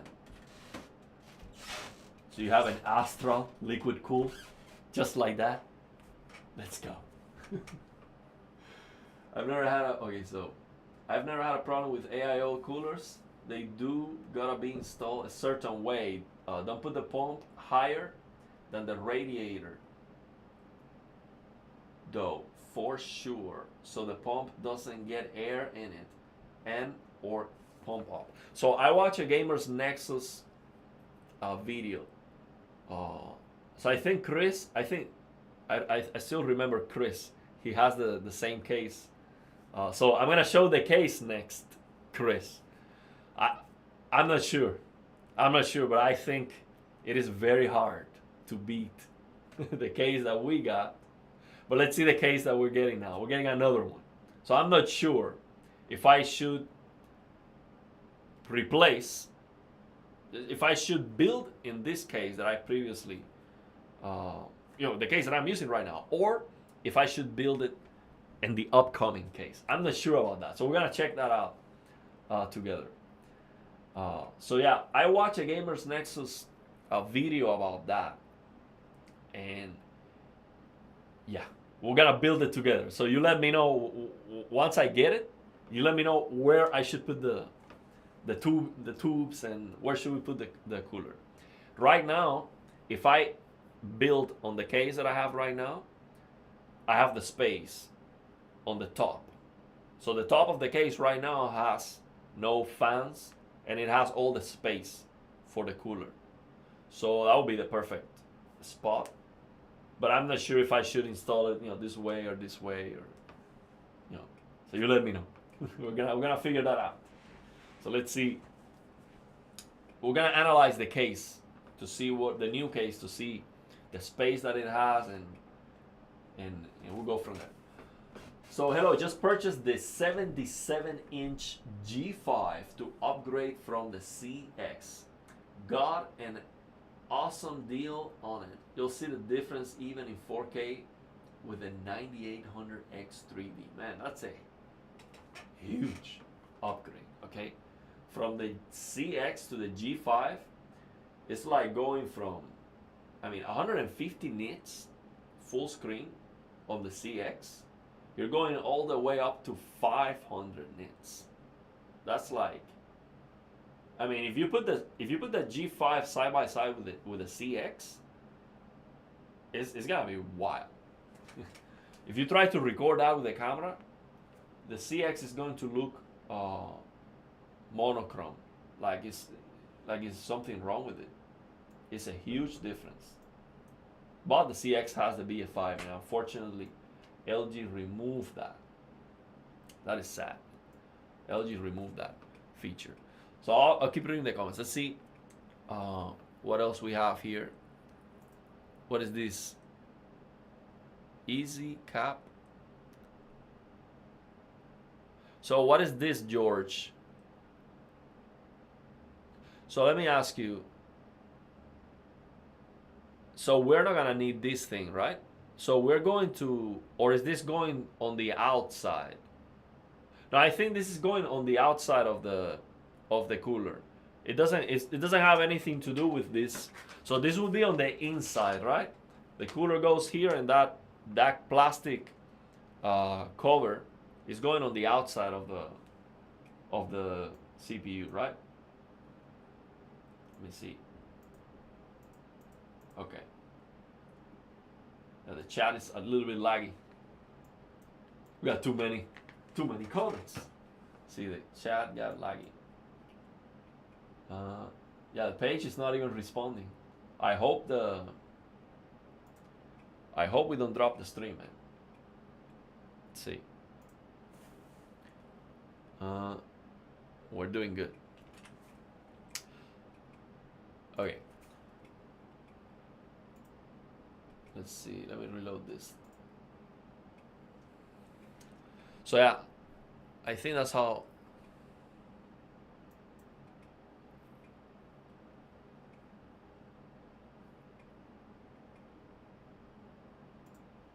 It's just not responding in the chat. It's not letting me move the. Well, we'll let it get fixed. So let's see. This the fans for this CPU radiator here. It has pre-installed fans that use a hidden daisy chain connectors that keep cables out of sight, allowing the fan design to stand out and fully and seamlessly. So this is similar to the fans that I got for the case last time. Yeah, we can see here the interior. So yeah, this is pretty cool. I wonder if you can separate these fans magnetically or something, or if they come. Yeah, you can probably separate them magnetically. Full plane and screwless copper base. A new generation full plane copper base eliminates the traditional screw perforation design, significantly enhancing water tightness and ensuring more reliably system operation, equipped with precise 0.1 millimeter microchannel design. It efficiently absorbs CPU heat and works in tandem with the high performance pump to quickly dissipate heat, delivering exceptional cooling performance. Okay. So this is the MPG Core Liquid P13 series. There you go. We have, of course, addressable RGB, extreme cooling. It's gonna make your rig stand out in the battlefield. That's funny. Okay, let's see. Man, this is. I'm gonna have to. I'll open the stream again because this is not responding. Let me. Yeah. Let me open the stream again so I can read the comments.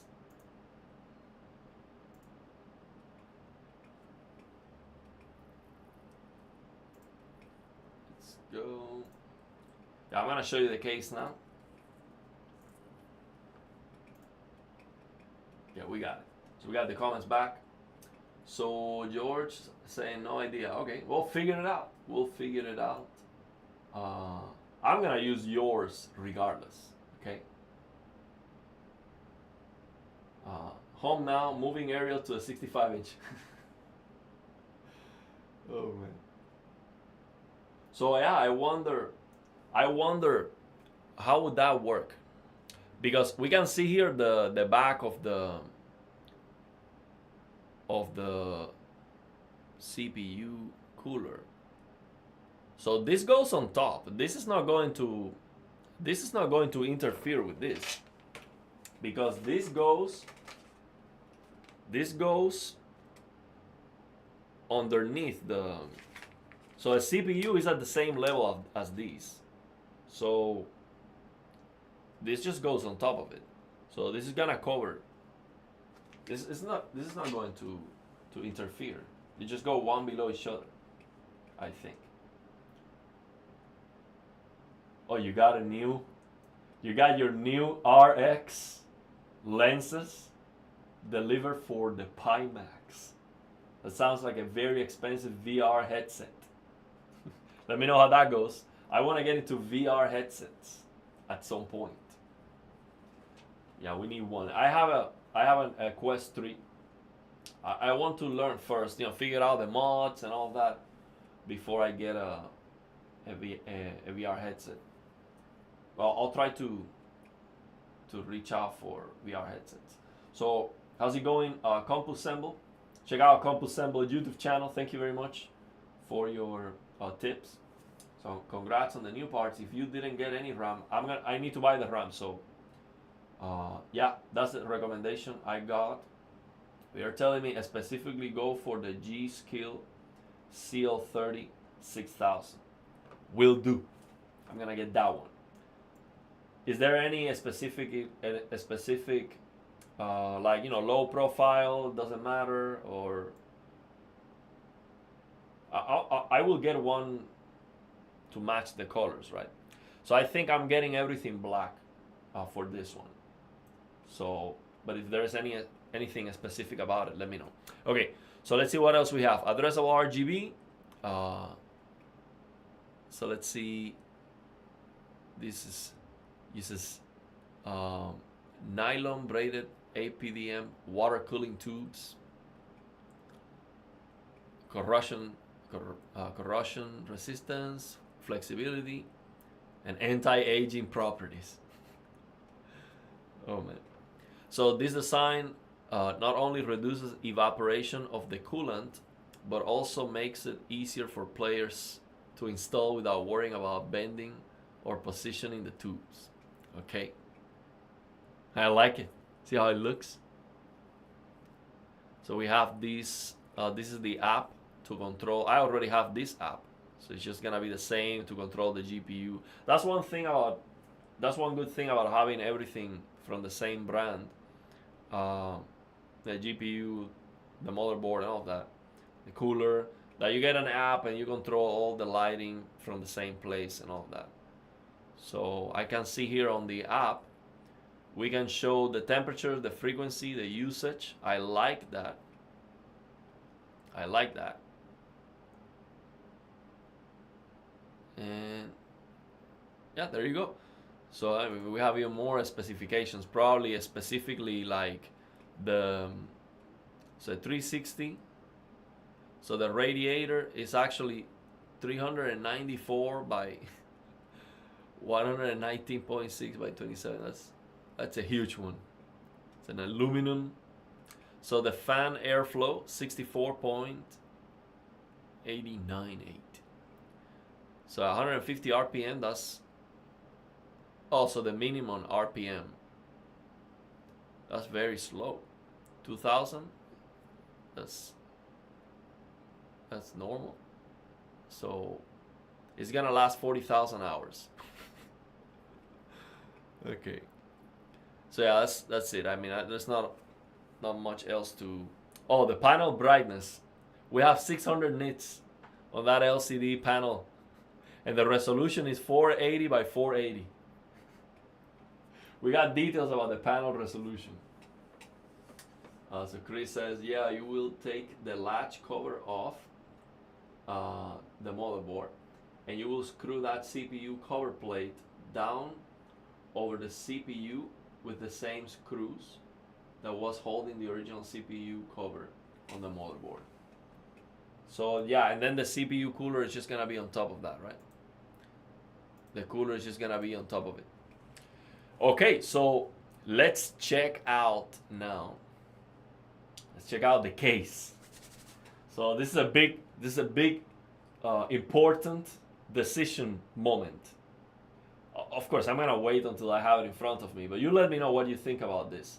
Should I actually, let me find my current case for comparison. Should I use, for the 9800X3D build, 5090? So we're gonna have two builds, that and the 5800X3D 3080 for the streaming.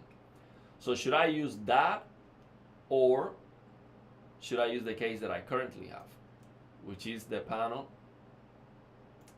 Currently I have the panel 100RPZ. So let's check it out. So this is the case that I currently have, which I absolutely love this case. It looks amazing. Okay, I look at it every single day. Okay, so I literally sit down here and I look at my 5090 PC. It looks so good, man. I love the fish tank nature of it.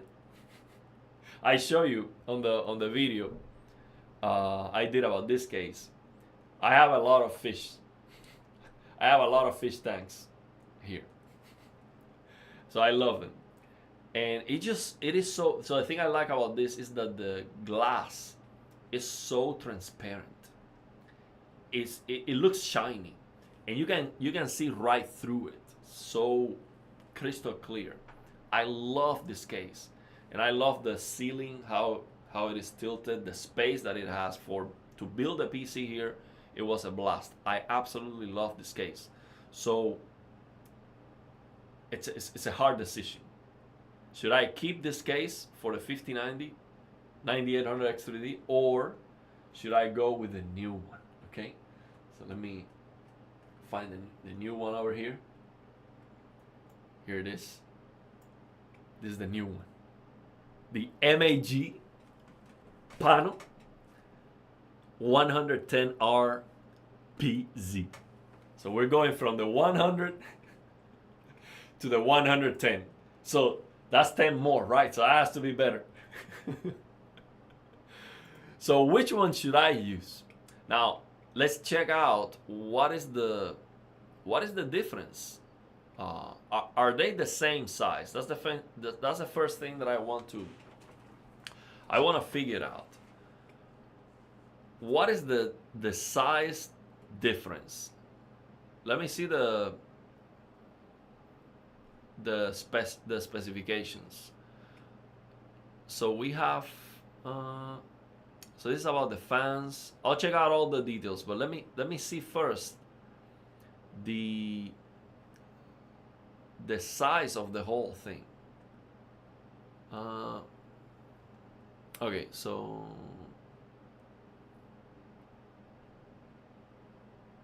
okay, here it is.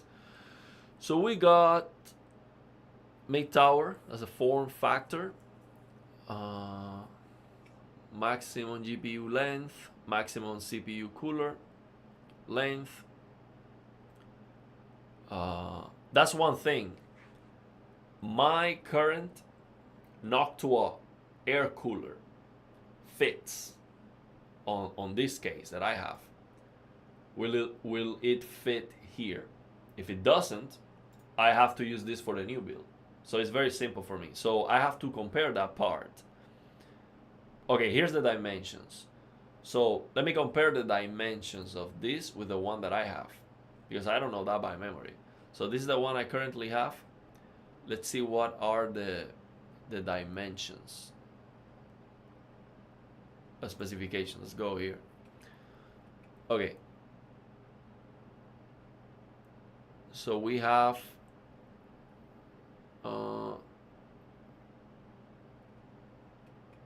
okay, here's the dimension. So 518.7. Let's see this. Oh, but it's in a different unit of measurement. So let me make that conversion to compare them. So this, let me see.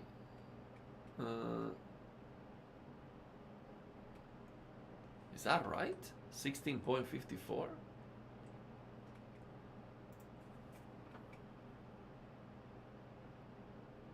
Oh, here's the comparison. So this one is 20.42 by 1142 by 1898. Oh, this one is significantly smaller in some areas. So this is height. So height 16.54 versus the one I have 20. So it is significantly less tall. But not significantly less. I mean, it's like by 3. It's not. It's a little bit shorter. But the girth, I think this is the important one. 8.86. Let's see the one that I have. 11. Oh, so maybe on this case, the CPU cooler that I have, the air cooler, is not gonna fit. What do you think about that? Would that fit my Noctua CPU cooler? Or that doesn't matter, because the thing is, the case that I have is designed to have more space on the back for motherboards that don't have the connectors in the front, so you need more space in the back. So maybe the space in the back is different, so that doesn't make any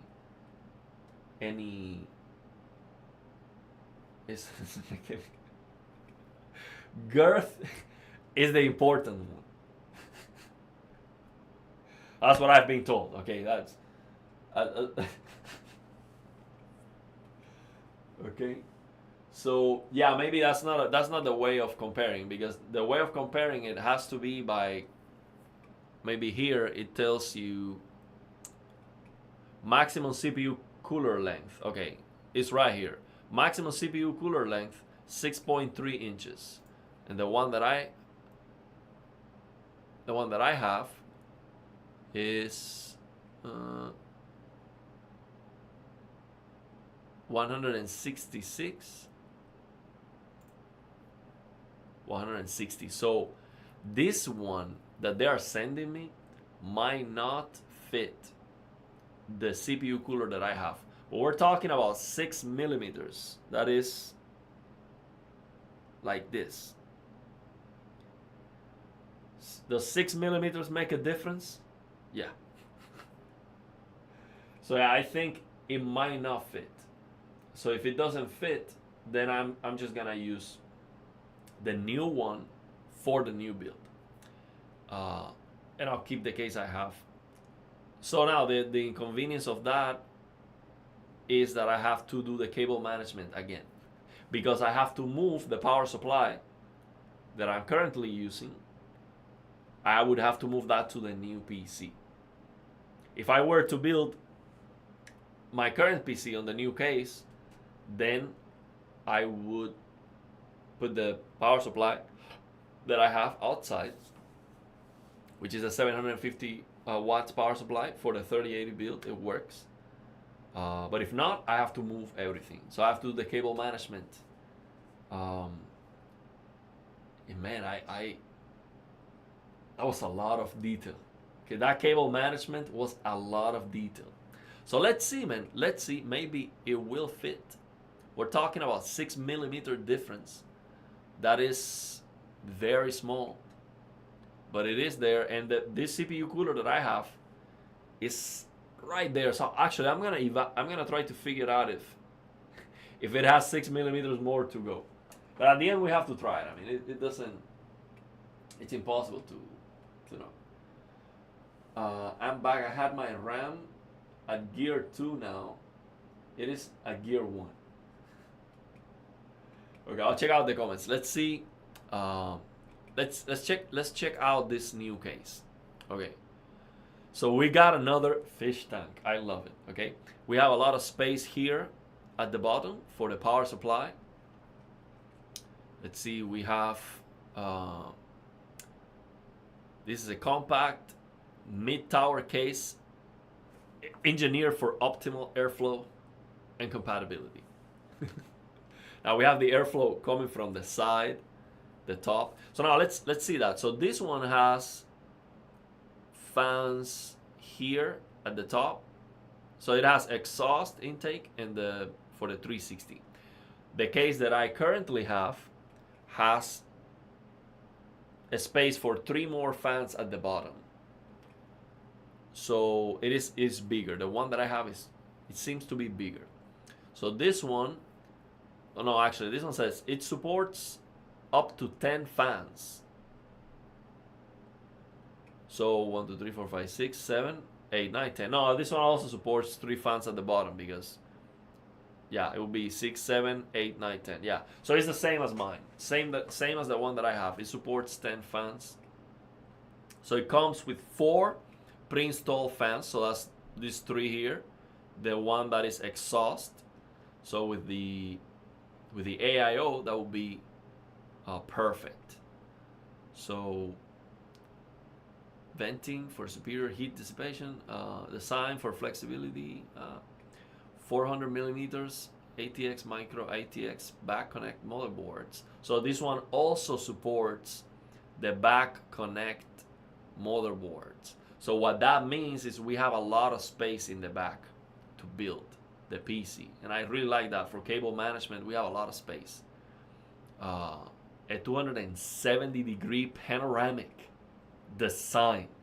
I love that, man. Removable glass panels. So it has, these glass panels are removable, and addressable RGB fan hub. So it's already installed. simplify installation and cable management. So the addressable RGB is already installed. Love it. So 6 millimeters is a quarter penny much. Yeah, but I think, let me check. Actually, let me. I cannot wait to see this. Let me see this. The thing is, my CPU cooler right now is very.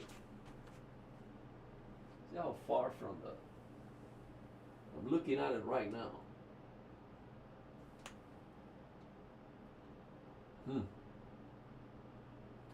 I mean,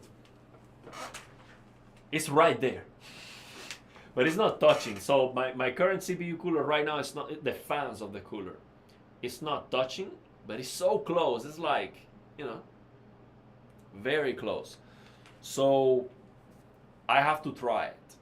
I have to try it to see, because yeah, I have to try it. But if it works, let's see. I mean, let's say that my CPU cooler fits here. What should I do? Should I build the 9800X3D here, or on the case that I have right now? I don't know. It's a tough decision. So 10 fans with 0 intake. No, actually, the top. Let's see the top.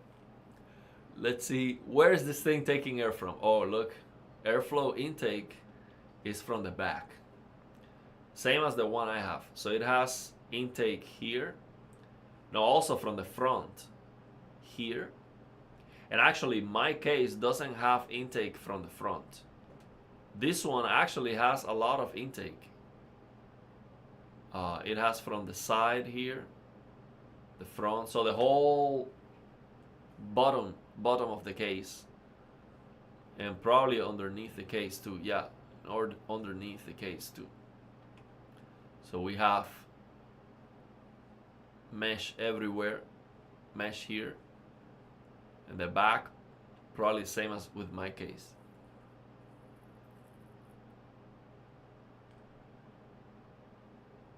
I see. So this is the same AIO as my case.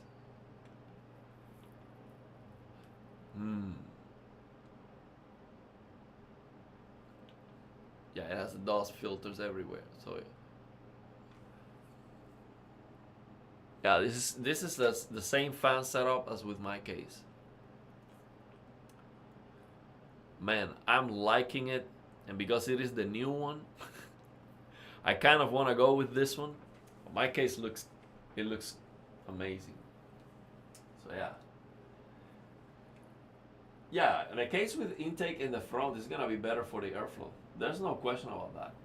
But the thing is, I love the fish tank, man, because when you put the PC together with all the fanciness, man, I want to look at it. See, if the temperatures are worse by, I don't know, even up to 10 degrees, I mean 10 will be too much.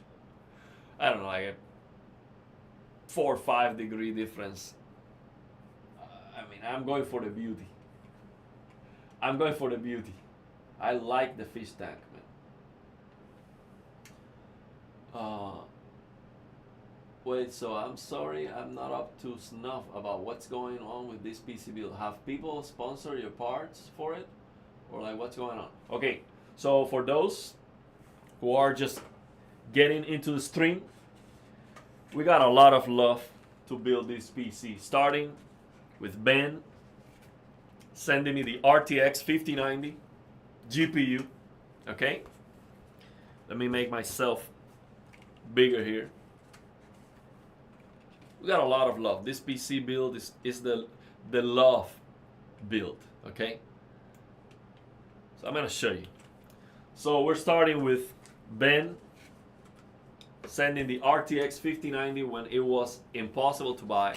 So I did pay for it, but he didn't charge me anything extra or anything like that. So I paid exactly what he paid for it. It's, I mean, like $1 more or something like that. So Ben, thank you very much, man. This was epic because I waited for 2 days outside Micro Center to buy the 5090, and I couldn't get one. So Ben sent it to me. So we got it. Then we got Bobby. Bobby sent me the almighty 9800X 3D CPU. He just gifted me this GPU. Can you believe that? Someone sent me the 9800X 3D. The CPU is just a beast, bro. He just sent me this thing. Look at it. This is unbelievable. Bobby, thank you very much. And then we got some love from George. George was like, no, man, that CPU, you need a proper armor for that CPU, okay? So George sent me this secure frame V2 black bending correct frame for AM5 CPUs, so we can apply the thermal paste easier. So we're gonna replace that, what comes on the motherboard, with these, and it's gonna make it so much safer, tighter, and easier to replace the motherboard. And then we got MSI's love. MSI is sending me the motherboard, the CPU cooler, 360 AIO, the case, and now I just need to buy the RAM. So I'm gonna get a G.Skill 6000 CL, 30 or CL 24, whichever it is, available, whichever makes more sense, because maybe the price difference is gonna be huge for just a small performance difference. So yeah, man, this $10,000 command center is like community founded, okay? This is crowdfunded. So this community is just amazing. People want plasma TV for gaming to have a $10,000 command center. Now we have two $10,000 command centers. So for me, it doesn't matter if it's a a Pentium 3. That's still a $10,000 command center. So yeah, I'll go with the best RAM I can get. Lowest possible is 26, 28, 30. Okay. So that is, I'll get that then. I'm gonna go with the G.Skill CL26 6000 memory for the lowest latency. So yeah, we're gonna go with that. And then how about, so let me ask you, how about the M.2? What should I get? Should I get Gen 5, or is that a waste of money? Do you have like a clear, this is the one to get, this Samsung, Gen 5? What is the sweet spot for that, basically? I'm gonna get an M.2 and the RAM. Make sure it is Expo Gen 4. Okay, so we're going with Gen 4. Gen 5 is a waste of money then. Let's go, man. So that's it. I'm gonna read the comments. So let me just check out all the details of the case, and then we're gonna read the comments. Let me make myself smart for a moment. I'm gonna read the comments, maybe even play a little bit. I'm just excited, man. I wanna play a little bit. Just thinking about the difference in the performance. Get Gen 4 SSD to save money. I use the Samsung 990 Pro. You don't have enough PCI Express lanes for Gen 5 and 2 GPUs. No, of course not. No. And the thing is, the second GPU, that was like a fun video, just something to try, but I much rather have two PCs for streaming, for benchmarking the games. I'm planning to do some live.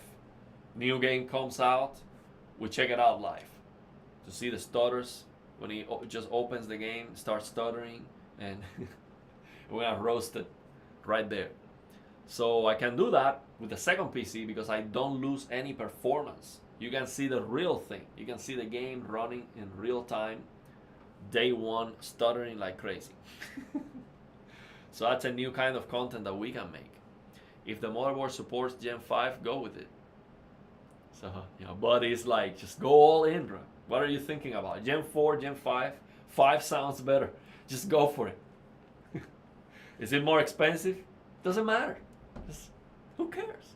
$10,000 command center. The faster you get to the $10,000, the better.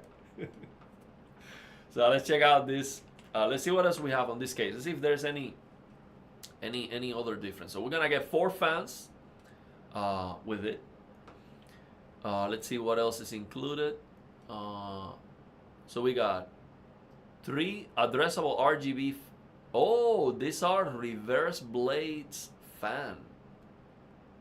Oh wow, that is cool. That is very cool.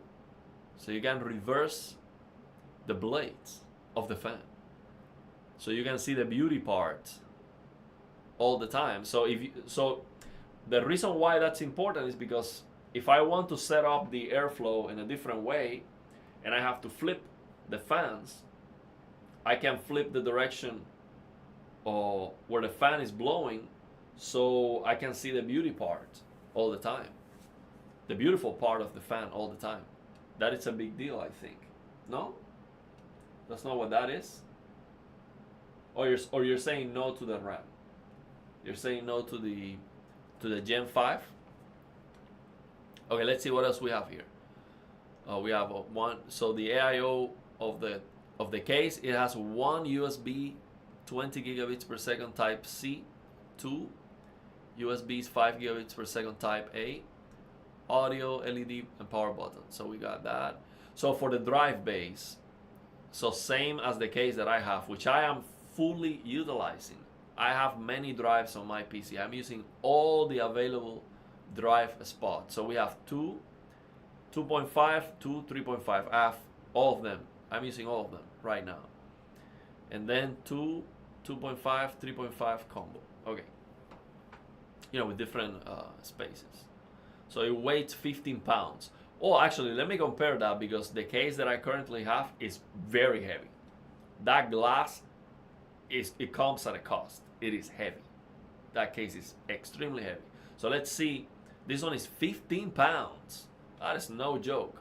So you put 15 pounds with the case, the 5090, which is a brick, that's another 5 pounds. Or I don't know, like 3 or 5 pounds. I don't remember exactly. Actually, it should be somewhere over here. Yeah, like 5 pounds. So that's 20 pounds plus all the, the rest of the components. So we're talking about a 20 pound plus, command center. That is very heavy, man. So the blades are backwards so that the nice side blows out. Okay. So I cannot flip them. And why it says here that reversible blades fan. Reverse blades fan. What does that mean then? So what that means is they are fixed, but they are in a way where you can see the beauty part. Is that what you mean? That's what it means. Look at other people who have done builds with your case. Look at how they set up their fans. Okay. Yeah, for sure. I'll check out some videos. So they are already reversed. Oh, so they are intake. Okay.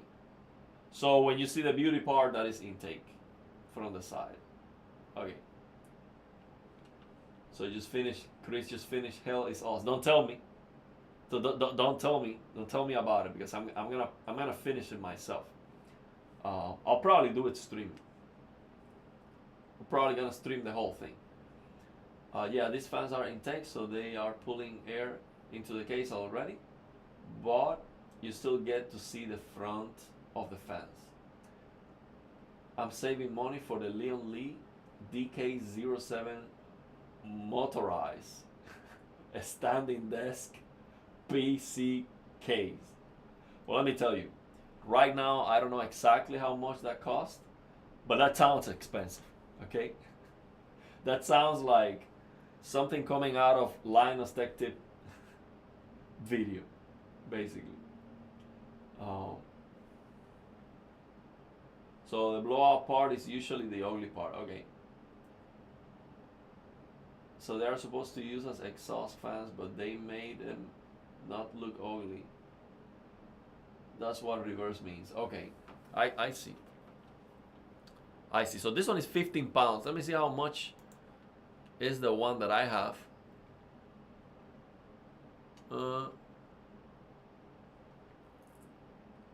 Doesn't say the weight here.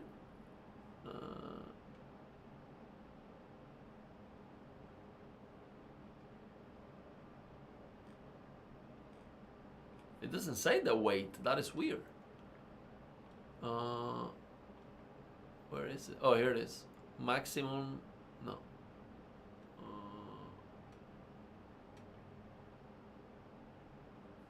It doesn't say the weight here. Let's see if it says that over here somewhere. Huh. Yeah, PC is like 35 pounds. It is very heavy. It is very heavy, let me tell you. It is no joke. When I have to move the PC, it's no joke. Especially because I don't want to touch the glass. So I cannot just, carry the PC and have it in, close to my chest. I have to, carefully carry the PC. So it is very heavy. I don't see the weight on this one though. The one that I currently have. Let me see. There's no weight information here. No. Huh. See if I go to specifications, it's the same page. Well, we'll figure it. We'll see. We will do the one I have is like 25 pounds. So that's the one that you have. So this is the one you have too. So we have the same case. You look it up. Is it 25 pounds? This one is lighter than. That's what I want to know. If this one is lighter than the one I have. It's weird that I don't see this on the. Actually, let me do this. I'm gonna Google up this real quick. Let me search this thing. So I'm gonna. Oh, wait. So this one, 11.29 ounces. Let's see how much is that in pounds.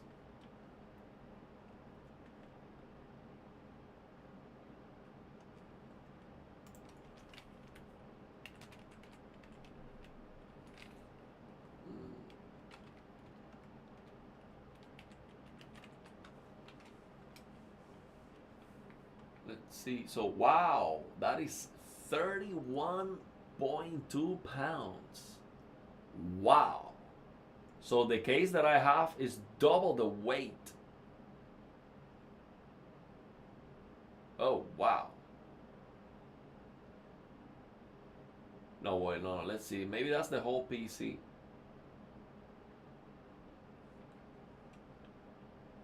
No, wait, let me.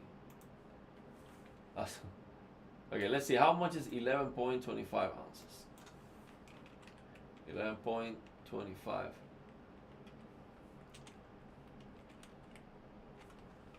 Okay. No, that's wrong. Like that cannot be. The weight of the MAG panel is 11.29 ounces. That is wrong.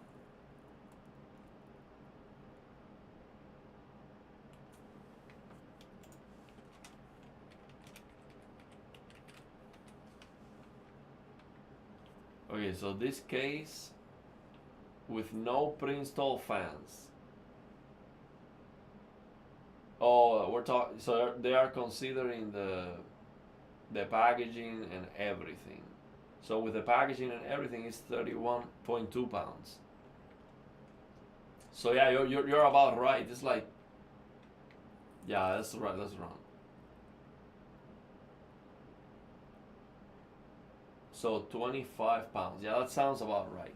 So the one that I have seems to be significantly heavier than this one. So that's good. This one is lighter. So let's see, man. Let's see. I haven't decided which one. Maybe I'll wait until it arrives to decide if I'm gonna use it for the 5090 or if I'm gonna use it for moving the PC that I have. I might try to do the easiest thing, which is build the 9800X3D on the case that I currently have, because the cable management is done and all I have to do is to replace the motherboard and the cooler, and then for the new one I just use the motherboard and then I install the power supply that I already have and all of that. So I think that's gonna be the easiest thing. Let's see if we can pull it off. So yeah, let's see what else we have here that's interesting. So we can have two 140 or three 120.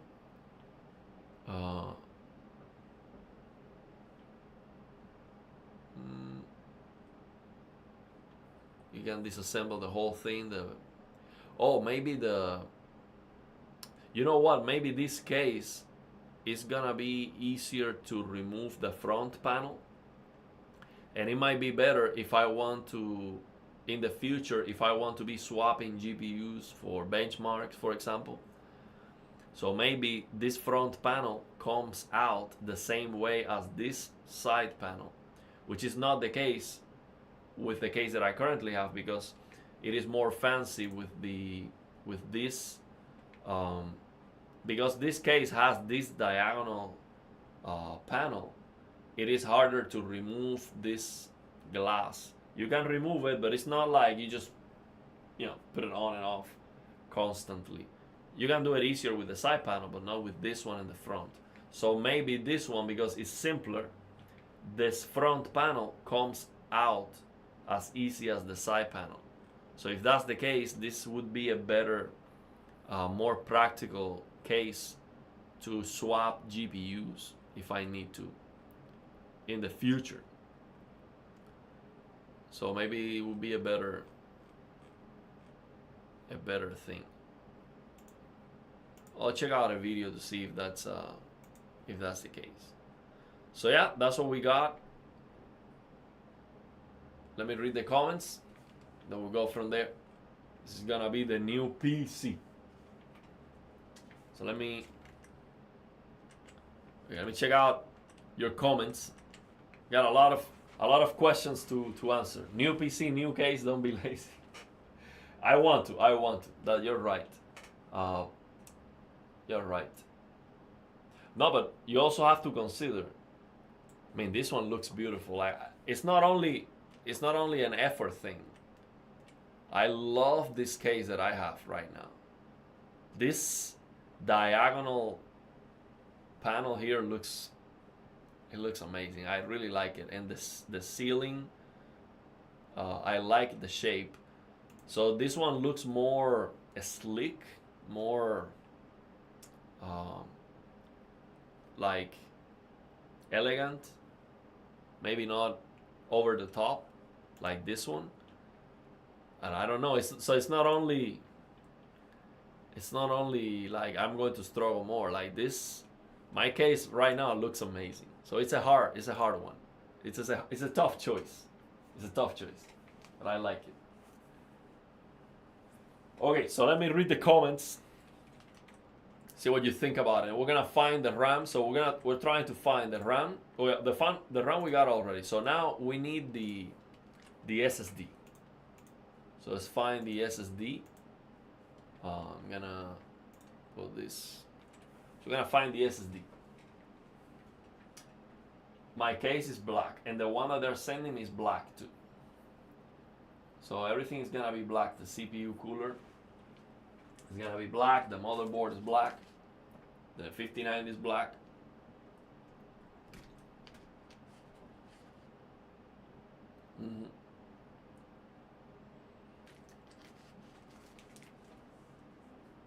Yeah. Okay, so let me read the comments that I missed. Let's see what we got here, so I can see it better. Let me do this. Now pop out the chat so I can see it bigger. I'm gonna do this. I have this chat. I'm gonna pull this right here so I can pop the chat in the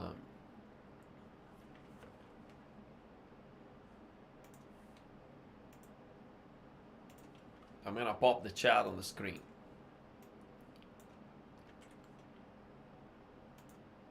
Boom.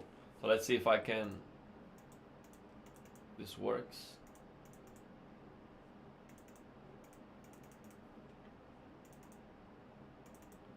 So I have to enable it. So the chat will be on top. There you go. So that is the chat. But the size of the, I have to figure out the size of this. So if I reset this, I don't know why it's coming out like that.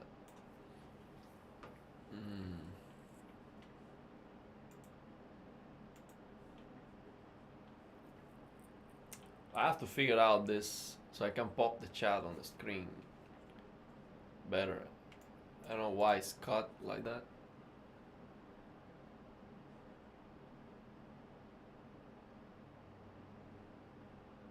Fit to screen now.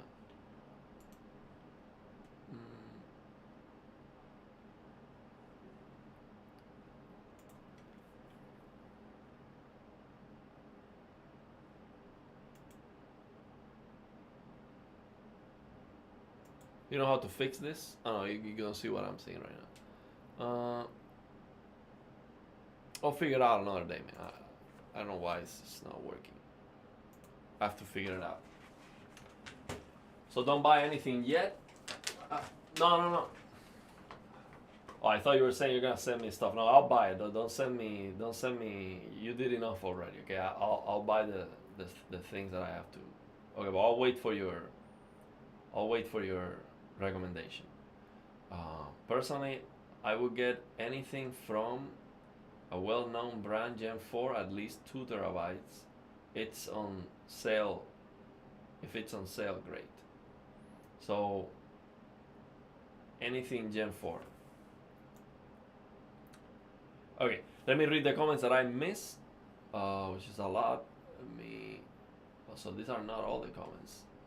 Let me see. Yeah, okay, yeah, we're getting it. Just takes a moment to load.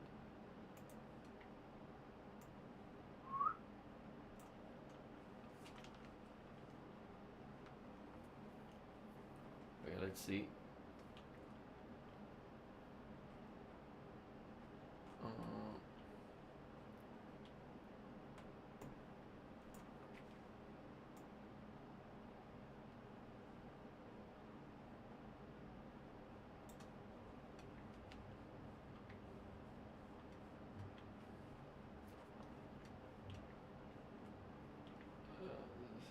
Okay, we'll read this. I'm missing some that are not loading, but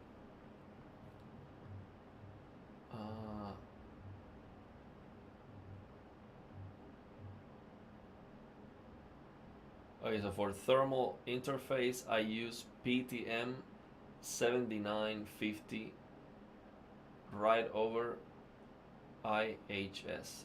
Now, one thing is these CPU coolers usually come with thermal paste. Let me see if this one. Let me see if in the specifications this one. Let's see if this one comes with thermal paste.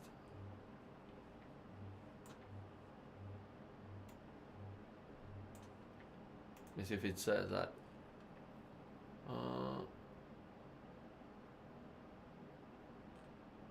It doesn't say on the specification. It's probably going to say that if I open if I look it up in a store, it's going to say what it comes with.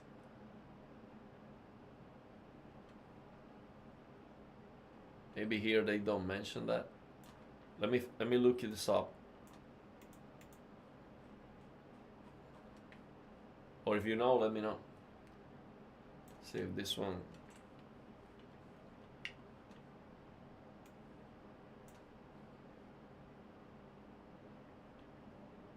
Okay. Yeah, send me some recommendations. I'll check it out. Let me. So I'm gonna check if this cooler comes with the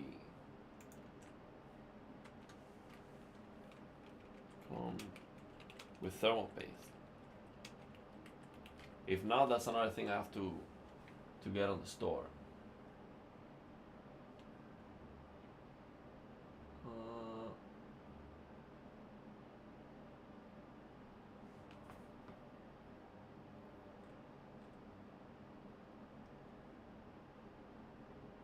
Yeah, it does come with. Also included is a small tube of thermal compound. Yeah, as there is none pre-applied on the cold plate, and a fan extension cable. Yeah, so it does come with that. So I'm just gonna use that. That should be good. I mean, I'm not gonna go and buy a thermal paste for. I mean, that should be good enough. It's a liquid cool. It's gonna stay cool, whatever. I'm not gonna go and buy additional thermal paste for that. Okay. So let's see what we missed. Read some of the comments and maybe play a game. I might need to take a break though. So I might take a break and then come back and play a game.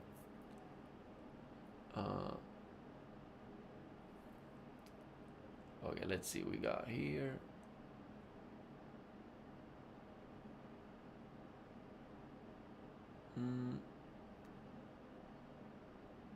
Okay, so this is what the last one I was reading. When I was reading all of them, this is the last one I jumped.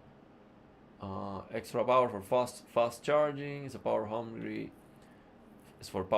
GPUs. None of the GPUs today take power from front PCI Express. So we're gonna use that. Then it's we'll read this. Get 990. They are cheap now since Gen 5 release. Okay, so that's for the SSD. The Samsung 990.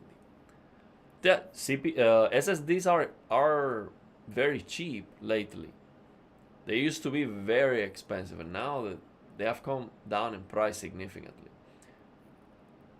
Especially if you get them discounted in Black Friday, which is coming soon. Maybe Black Friday season is gonna have them very cheap.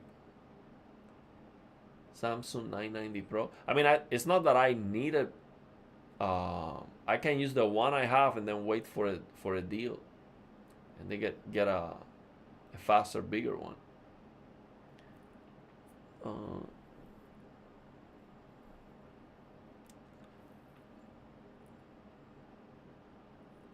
So you want a PCIe 4 only drive. Okay. Everyone says PCIe 4. Most people. I once said that just get the... Buddy said just get the 5, bro. Just talking about best of the best.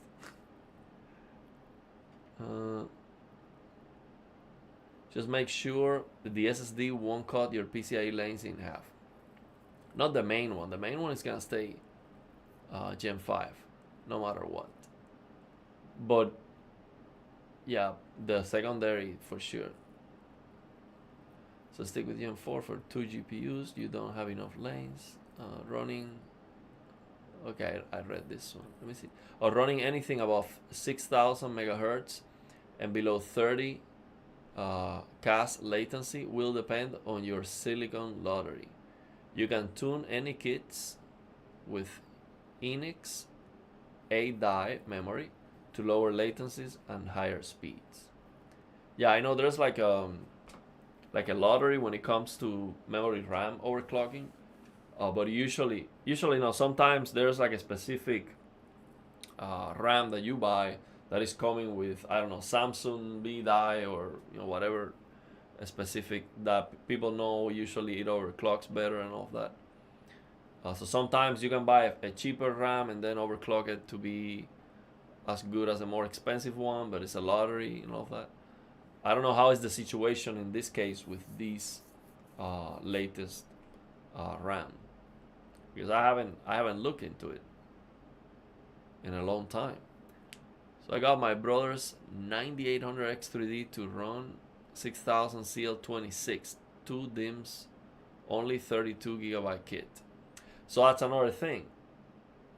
Sometimes a 32 gigabyte kit might be better for overclocking. Maybe 64 is gonna be harder or impossible to get to higher speed. But again, I don't really need to be like the absolute best possible, but I'll try to get as good as I can for the money. I'm not gonna go all in and get the most expensive RAM kit for no. I don't need that, man. I'm good. I'm happy either way, so it's not gonna make a big difference for me. And the RAM doesn't make that big of a difference anyway. I mean, we're talking about they are all good at this point.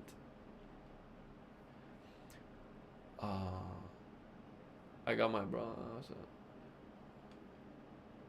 So you're running right now CL26 6000 with tighted timings. I know these things make a huge difference for some applications. But for gaming, you see the benchmarks. It's like sometimes like 1 frame or something like that. But yeah, we'll get into it. I'll try to get the best out of whatever I have. Try to overclock it and all that good stuff. I do have 2x 32 gigabytes Expo CL26 kit.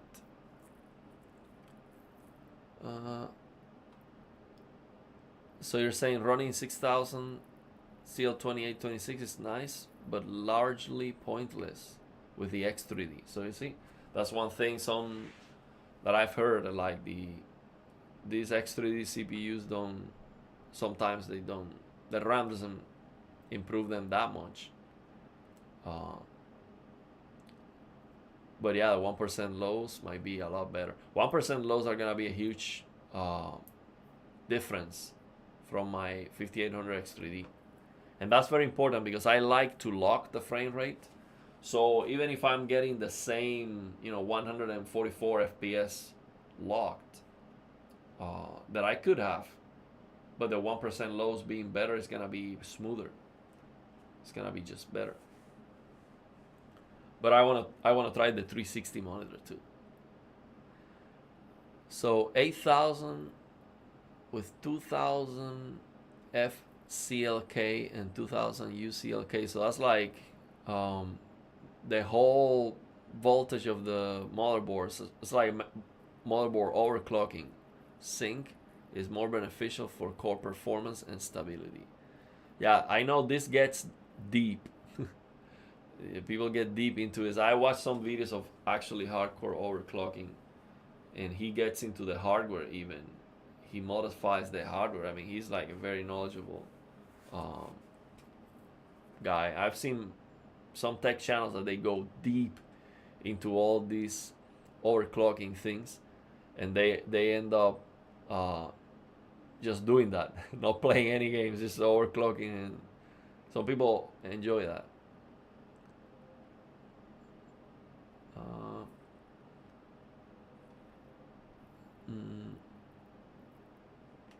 So yeah, I see some back and forth from overclockers here. So Hybrid said get a router with SQM if you play online games. I got an Eero Pro router. It's really good. Okay.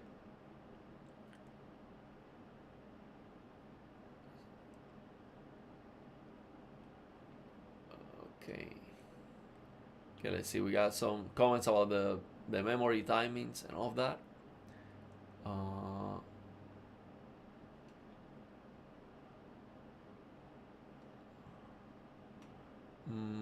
So my 9700X is 5.65 gigahertz all core in games with moderate load. That's just by doing per core negative offsets. That's a lot. That's crazy. But that's what a 360 AIO is for. Is to go crazy with the overclocking. You got the headroom there. My 5090 did not lose PCI Express bandwidth when I installed a second GPU. It remained a PCI Express 5. Yeah, 5090 will not change. But the concern is when you install the second GPU, is the second GPU slot, will it be lower or downgraded? And so the thing is, this motherboard is supposed to be Gen 4 4X. So the bandwidth of that is equivalent of like a Gen 3 8X or maybe 16X. I'm not sure. I don't remember. But it's not 16. So the bandwidth is equivalent, but it's not that. So we have to see. Maybe that's a 10% performance reduction for the second GPU, but we're talking about to use it for lossless scaling and PhysX. The GPU is not gonna be even at 50%, so it might not matter at all. It's just gonna use a lot of power. We're gonna have to use the second power supply. I mean, it's just nuts. So it makes more sense what you did. Just get a 3050, 75 watts, 6 gigabytes, and that should be more than enough. So you're saying, someone said the PCI Express 4x4 is just enough for 4K 165 HDR for lossless scaling. Barely enough. As of now, lossless scaling 3.1 version. Oh. Oh, I see what you're saying. But, oh, so when you do the lossless scaling dual GPU setup, the output to the monitor has to be through the second GPU? I have to check that out, because I don't know why you're saying that it would be a limitation. But I would not use that dual GPU setup for 4K 165 when I get the S95F. I can get 165 FPS without frame generation, unless the game absolutely sucks, which is the case many times. But I want to use it for the 360 or the 500 hertz monitor once we get that. Which, by the way, MSI said they were gonna send me that, but it's gonna be a review sample, so I would have to return it. And it is going through many reviewers, and it seems like I'm down on the list. They just have one that is cycling through reviewers, and I haven't been able to get my hands on it. But hopefully we get it. I might buy that monitor anyway. So that's what I would want, the dual GPU setup with lossless scaling for 500 FPS, not for 165. For that, I just want to get real frames.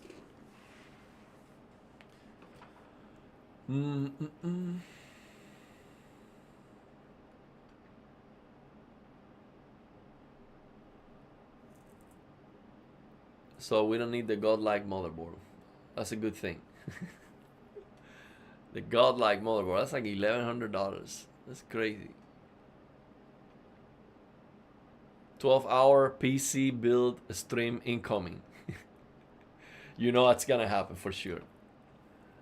The limitation of Zen is the crappy Infinity Fabric and IO die. Trying to push 1-to-1 beyond 6,000 puts a lot of stress, and the memory controller equal CPU core performance loss stability issues. So then 6,000 is like, even when the motherboard says that it supports like 8,000 something, 6,000 is as high as you go with it. Mm.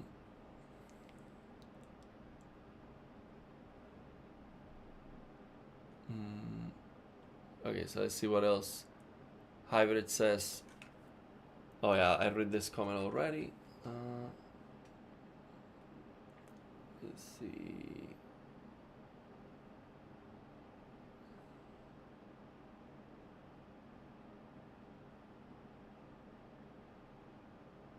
Yeah, my gratitude comes from growing up in Cuba. Right? Being grateful is very important. It's an eye opener. Life changes a lot when you're truly grateful for what you already have. Absolutely. Amen to that. I think 1.2, this is about overclocking of the memory.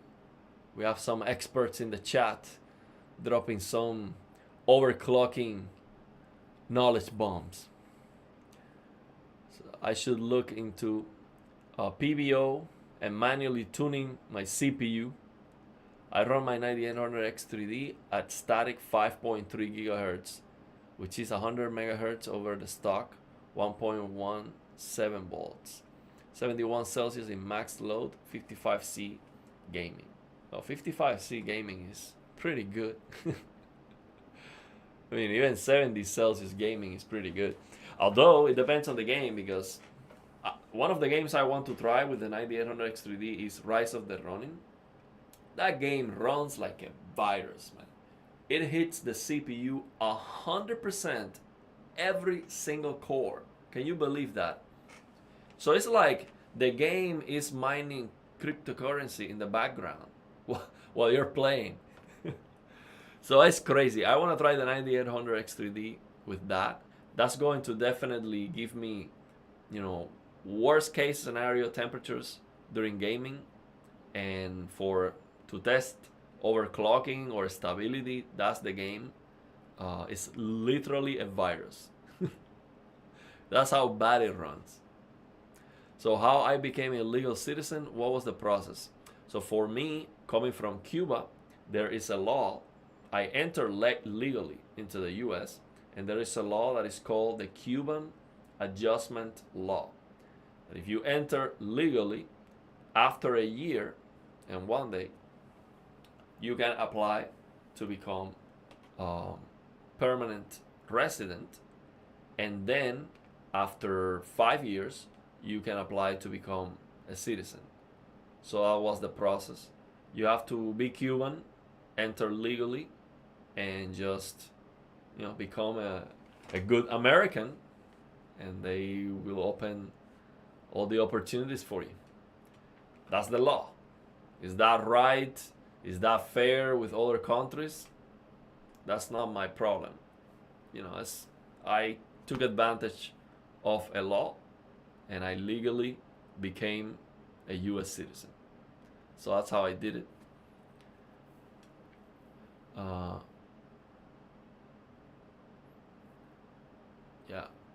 Yeah, this country has its issues. Yeah, nothing's perfect. But you have to come from real struggle and corruption to really appreciate the opportunity and freedom here. Absolutely. So you had issues running AMD and NVIDIA. Yeah, I heard that it is possible to have an AMD as a second GPU for lossless scaling, and actually the performance was better, but I guess you're gonna have some driver issues, right? Might have some issues. So you think George thinks that 64 gigabytes of RAM might be useful since I'm planning to do streaming and high intensity gaming. So 64 gigabytes has better lows. Okay, so I'm going 64. I'm going with 64. I mean, what's the price difference? Twice the money? No problem. We're just gonna go and break the bank. No problem. So I finally upgraded my CPU. I'm using a 12600K at stock with 32 gigabytes of RAM, 4000 megahertz, CL18 RAM, and yes, XMP is on. Let's go. Did you get the CPU bracket because of the bending issue? No, George sent it to me because he thinks that the 9800X3D deserves that. It just looks better, and it makes the CPU, the thermal paste application a lot easier to replace and all of that. But based on the previous live stream, they told me that it was an issue with Intel, but it was not an issue with the 9800X3D, and it wouldn't be an issue with a liquid cool unless, you know, I tight the screws too much or something like that. But liquid cool doesn't weight anything. The cooler that I have right now, it's a brick. It's a huge air cooler, but it shouldn't be an issue with that. You need this, man. Tri-X Panorama SE Curve OLED 360 AIO. So it's an AIO cooler with an OLED screen. That is ridiculous, man. That's really a waste, man. Also, it's not suitable either because an OLED is gonna get burning. If you always displaying the same thing, it's gonna get burning. Oh yeah.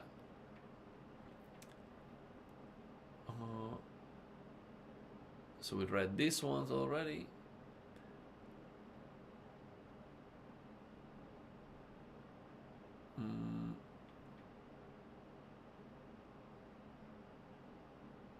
All of these I read. I'm trying not to miss too many. We'll still gonna miss some, but I'll try my best.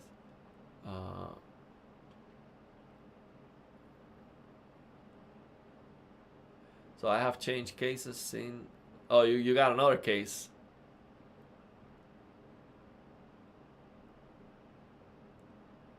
So Chris had the case that I have right now, but he changed the case. It's like he got bored of it. I got a new one. Oh.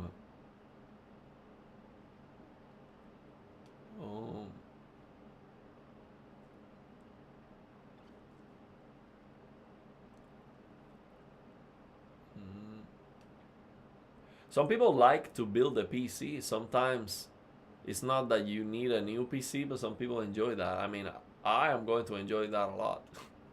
I'm more excited about building the PC than getting a higher FPS. But I will, and I'll definitely enjoy that too. Especially these games that are coming out now. So they're so demanding sometimes. It doesn't make any sense why they run so bad. So having the brute force performance is just to be able to bare minimum play some of these games sometimes. Just to get playable FPS. And yes, George, you're sending me a second case. Yeah, you saw it already.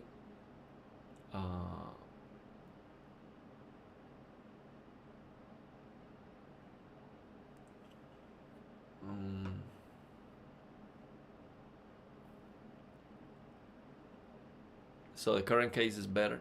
I think so too. Aesthetically, I like it a lot. But let's see. Maybe when I get the new one, you know, I get that. But it's new, you know. It's like a brand new peel off. I don't know, but my case, man, it looks so good, man. I love it. I look at it every day. I stare at it for inspiration. I just look at the not looking at the case, I'm looking through it. So you can see the components. And you know, now with the 360. Oh man. 360 AIO with a screen. With a temperature right there. Oh man. Oh, that's gonna be like looking at my fish tank. Just looking at the fishes. Just going. Oh man.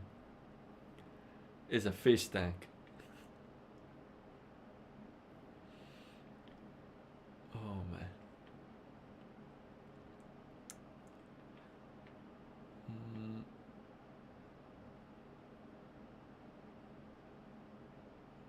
All hail Ben and Bobby.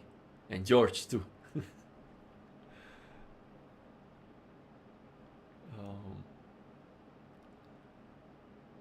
Yeah, I mean, when it comes to performance, there's no question about it.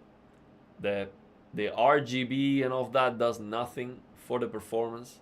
And when you're actually playing a game, you turn it off so you don't get light contamination on the room. uh, and it is true. I much rather have like, pure performance, front mesh airflow, Noctua, you know, with the fans looking out of style, like the brown fans, that they look different to the whole build, and who cares?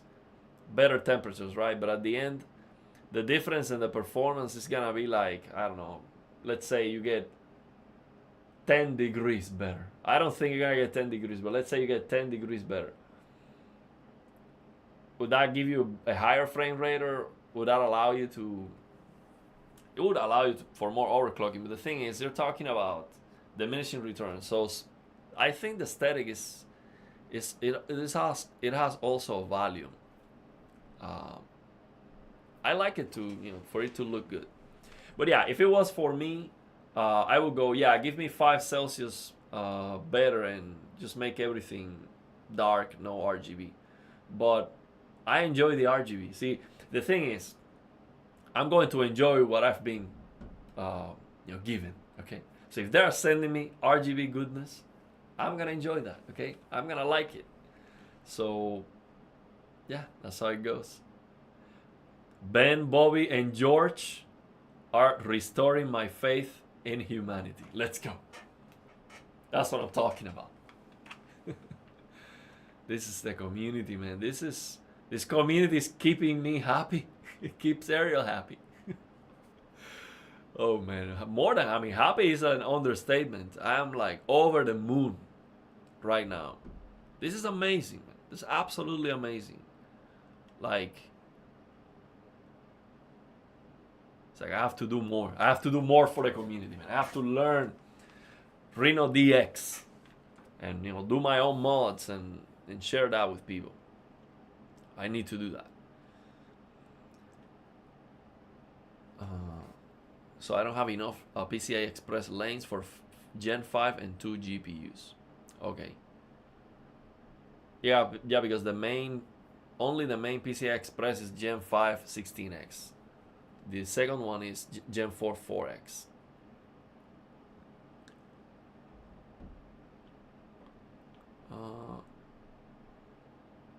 Yeah, I'm gonna look at some builds with my case too.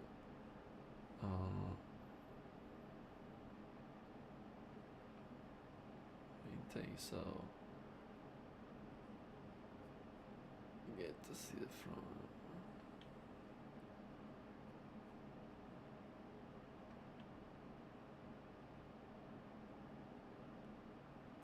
Okay, I read these comments. I'm going through them. I read all these already. The part about the fans and the case weighing 35 pounds. No, the new one seems to be lighter. So that's a good thing. But still gonna be very heavy after I finish the build, because the glass is heavy. High quality glass is not light. It's heavy. It looks beautiful, but it's gonna be heavy.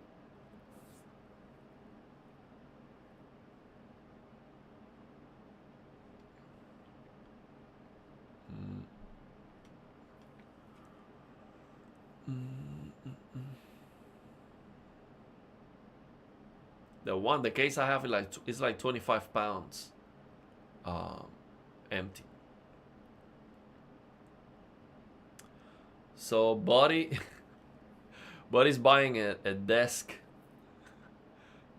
Let's see what he said. Like, he's saving money for the Lian Li DK07 motorized standing desk PC case that costs like a 65-inch S90D.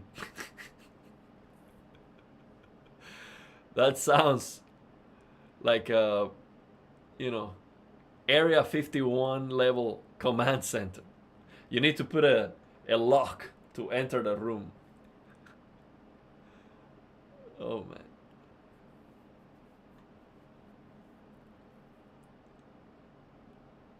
Yeah, we're going with the black build. Everything's gonna be black.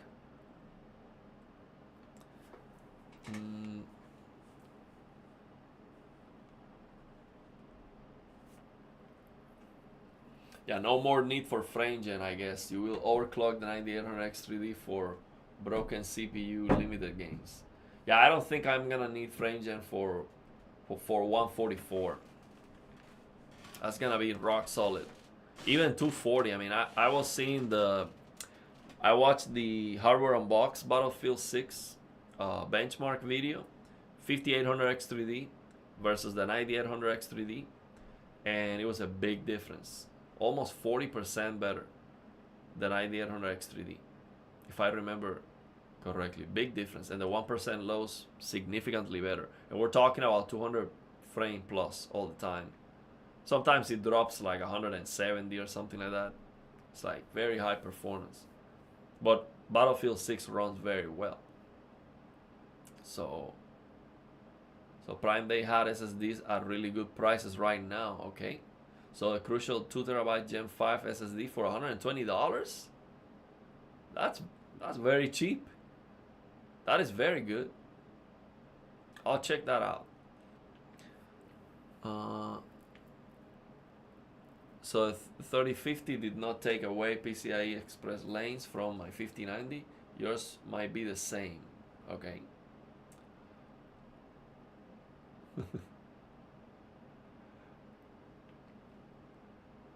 It's just a $10,000 command center. Who cares? Whatever it is. Whatever we get is still $10,000. Oh man. So what's gonna be the next upgrade? A VR headset. So the TV. So we're gonna get the TV for sure. When? Let's see. Let's see what happens. I have 2 more sponsor videos to help with that. We have the crowdfunding, but I'll try my best. Let's see what happens on Black Friday with the S95F.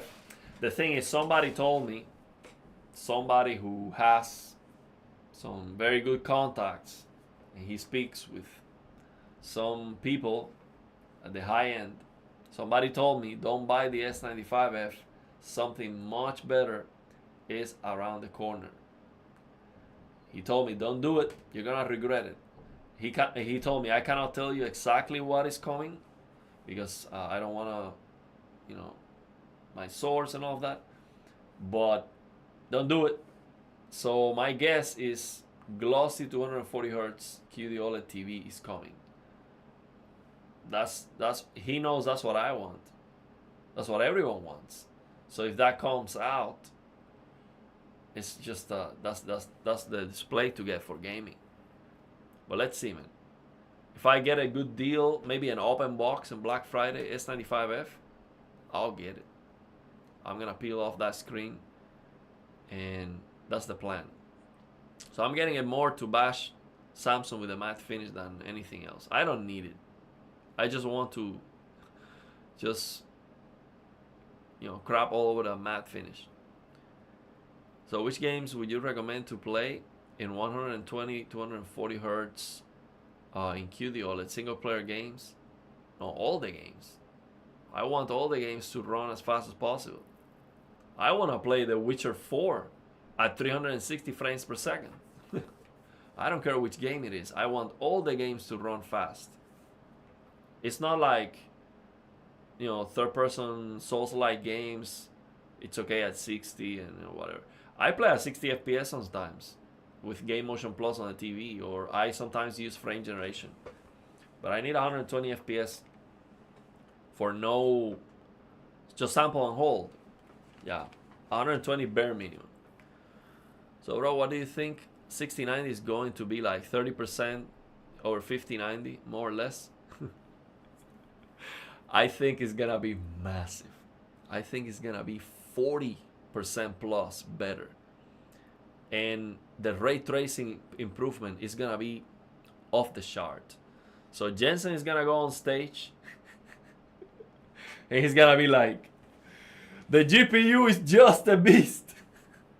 And you're gonna have to buy it. I almost dropped the CPU. Jensen is gonna go on stage. He's gonna hold the GPU in his hand. He's gonna be like, RTX 6090. The GPU is just a beast. 4 times the amount of whatever he comes up with. Now we have, you know, some new technology that you need, and yeah, you're gonna have to buy it. So basically, your 59 is gonna be a brick. But yeah, I think it's gonna be massive, especially ray tracing. I think they're going to absolutely. And the reason why I think it's gonna be massive is because it's gonna be a more advanced node. It's gonna be smaller nanometers. Let's see what ends up happening. And they are not. I don't think they're going to reduce the power. I think they're gonna go 600 watts because nobody cares. Give me 600 watts plus. Don't care. Give me all the power. So if they go with a much more advanced node and they keep the power high, it's gonna be crazy improvement. That's what I think they're gonna do. And ray tracing is gonna improve because they are AI. So they're gonna improve all the AI stuff. So yeah. Hey, I'm gonna share this. I would do it right now, but I don't have my email. I'm gonna tell you this. I'm gonna do a stream playing Hell is Us. Before the stream, I'm going to install the mod, and before starting playing the game, I'm going to show the mod, share the link, and show the difference and all of that. So I will do that before the next stream. So do I still use my C1? So no, because the C1 is in one of my family's room. So I don't have it down here. So I am using the S90D only. But the S90D Game Motion Plus doesn't come even close in motion clarity to the C1. It's not even close. The C1 is far more clear. How much better? Like 3 times better.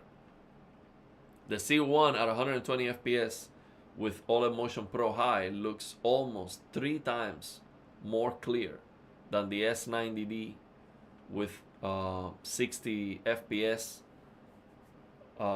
Game Motion Plus. And it feels better too. It feels faster. Although Game Motion Plus has better motion, it has better input lag than OLED Motion Pro. But we're talking about 60 FPS compared to 120. So the system latency is lower too at 120. So it just feels and looks better. But the thing is, you lose brightness in QD OLED versus WRGB. So it's a big difference on the picture quality too. So you have the S95F. Good luck with the Anapic mod. It's worth it. Yeah, I'm gonna do it for sure. Gonna max out the brightness all the way. I'm gonna enjoy the RGB. How's it going, Robeard? Hey, latest NVIDIA drivers fix Hell is awesome. I'm gonna install it right after finishing the live stream. I might take a break, and I'm not sure. I might stream Hell is awesome too. It fixed the issues. That is great. So it was an NVIDIA issue.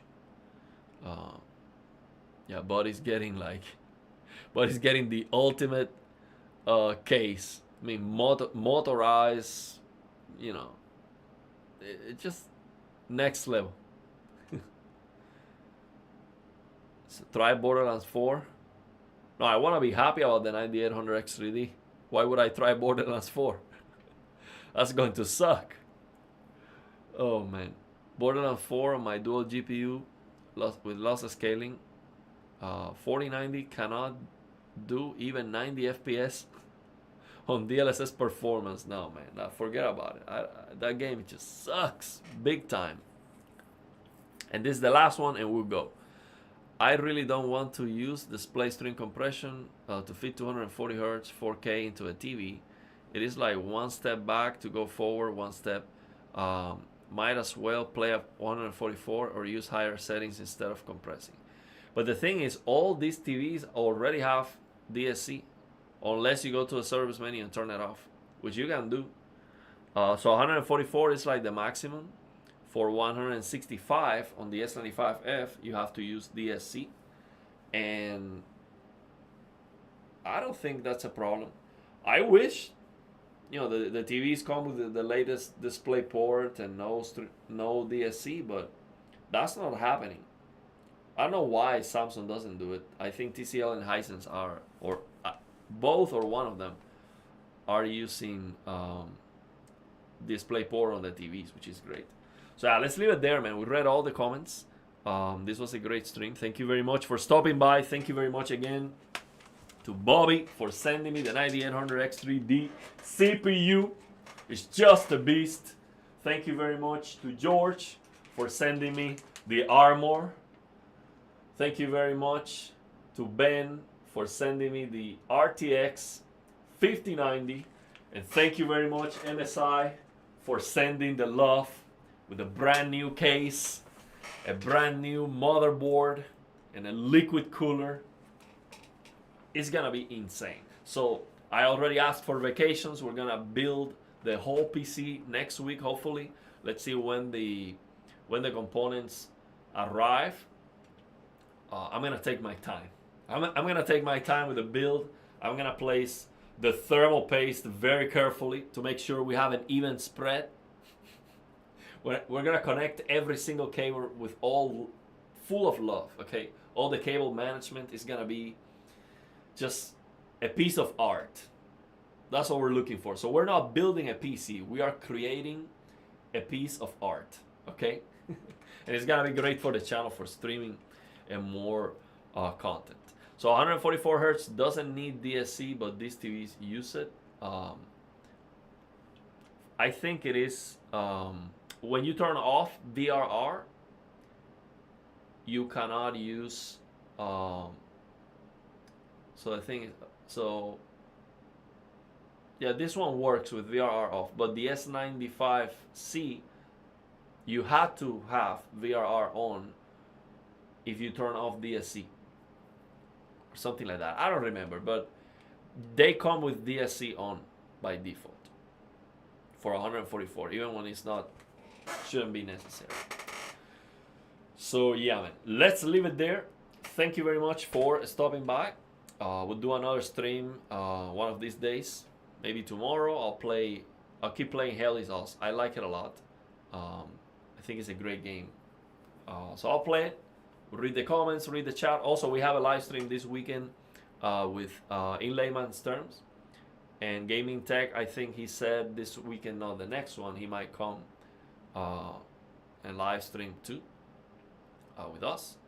So I think ILT got a new TV. So we'll talk about that. We'll talk about RGB mini LED.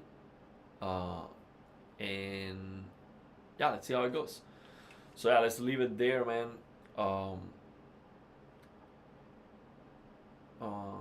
Yeah, the G5, I don't know about the G5 and DSC, but I think it does have DSC too.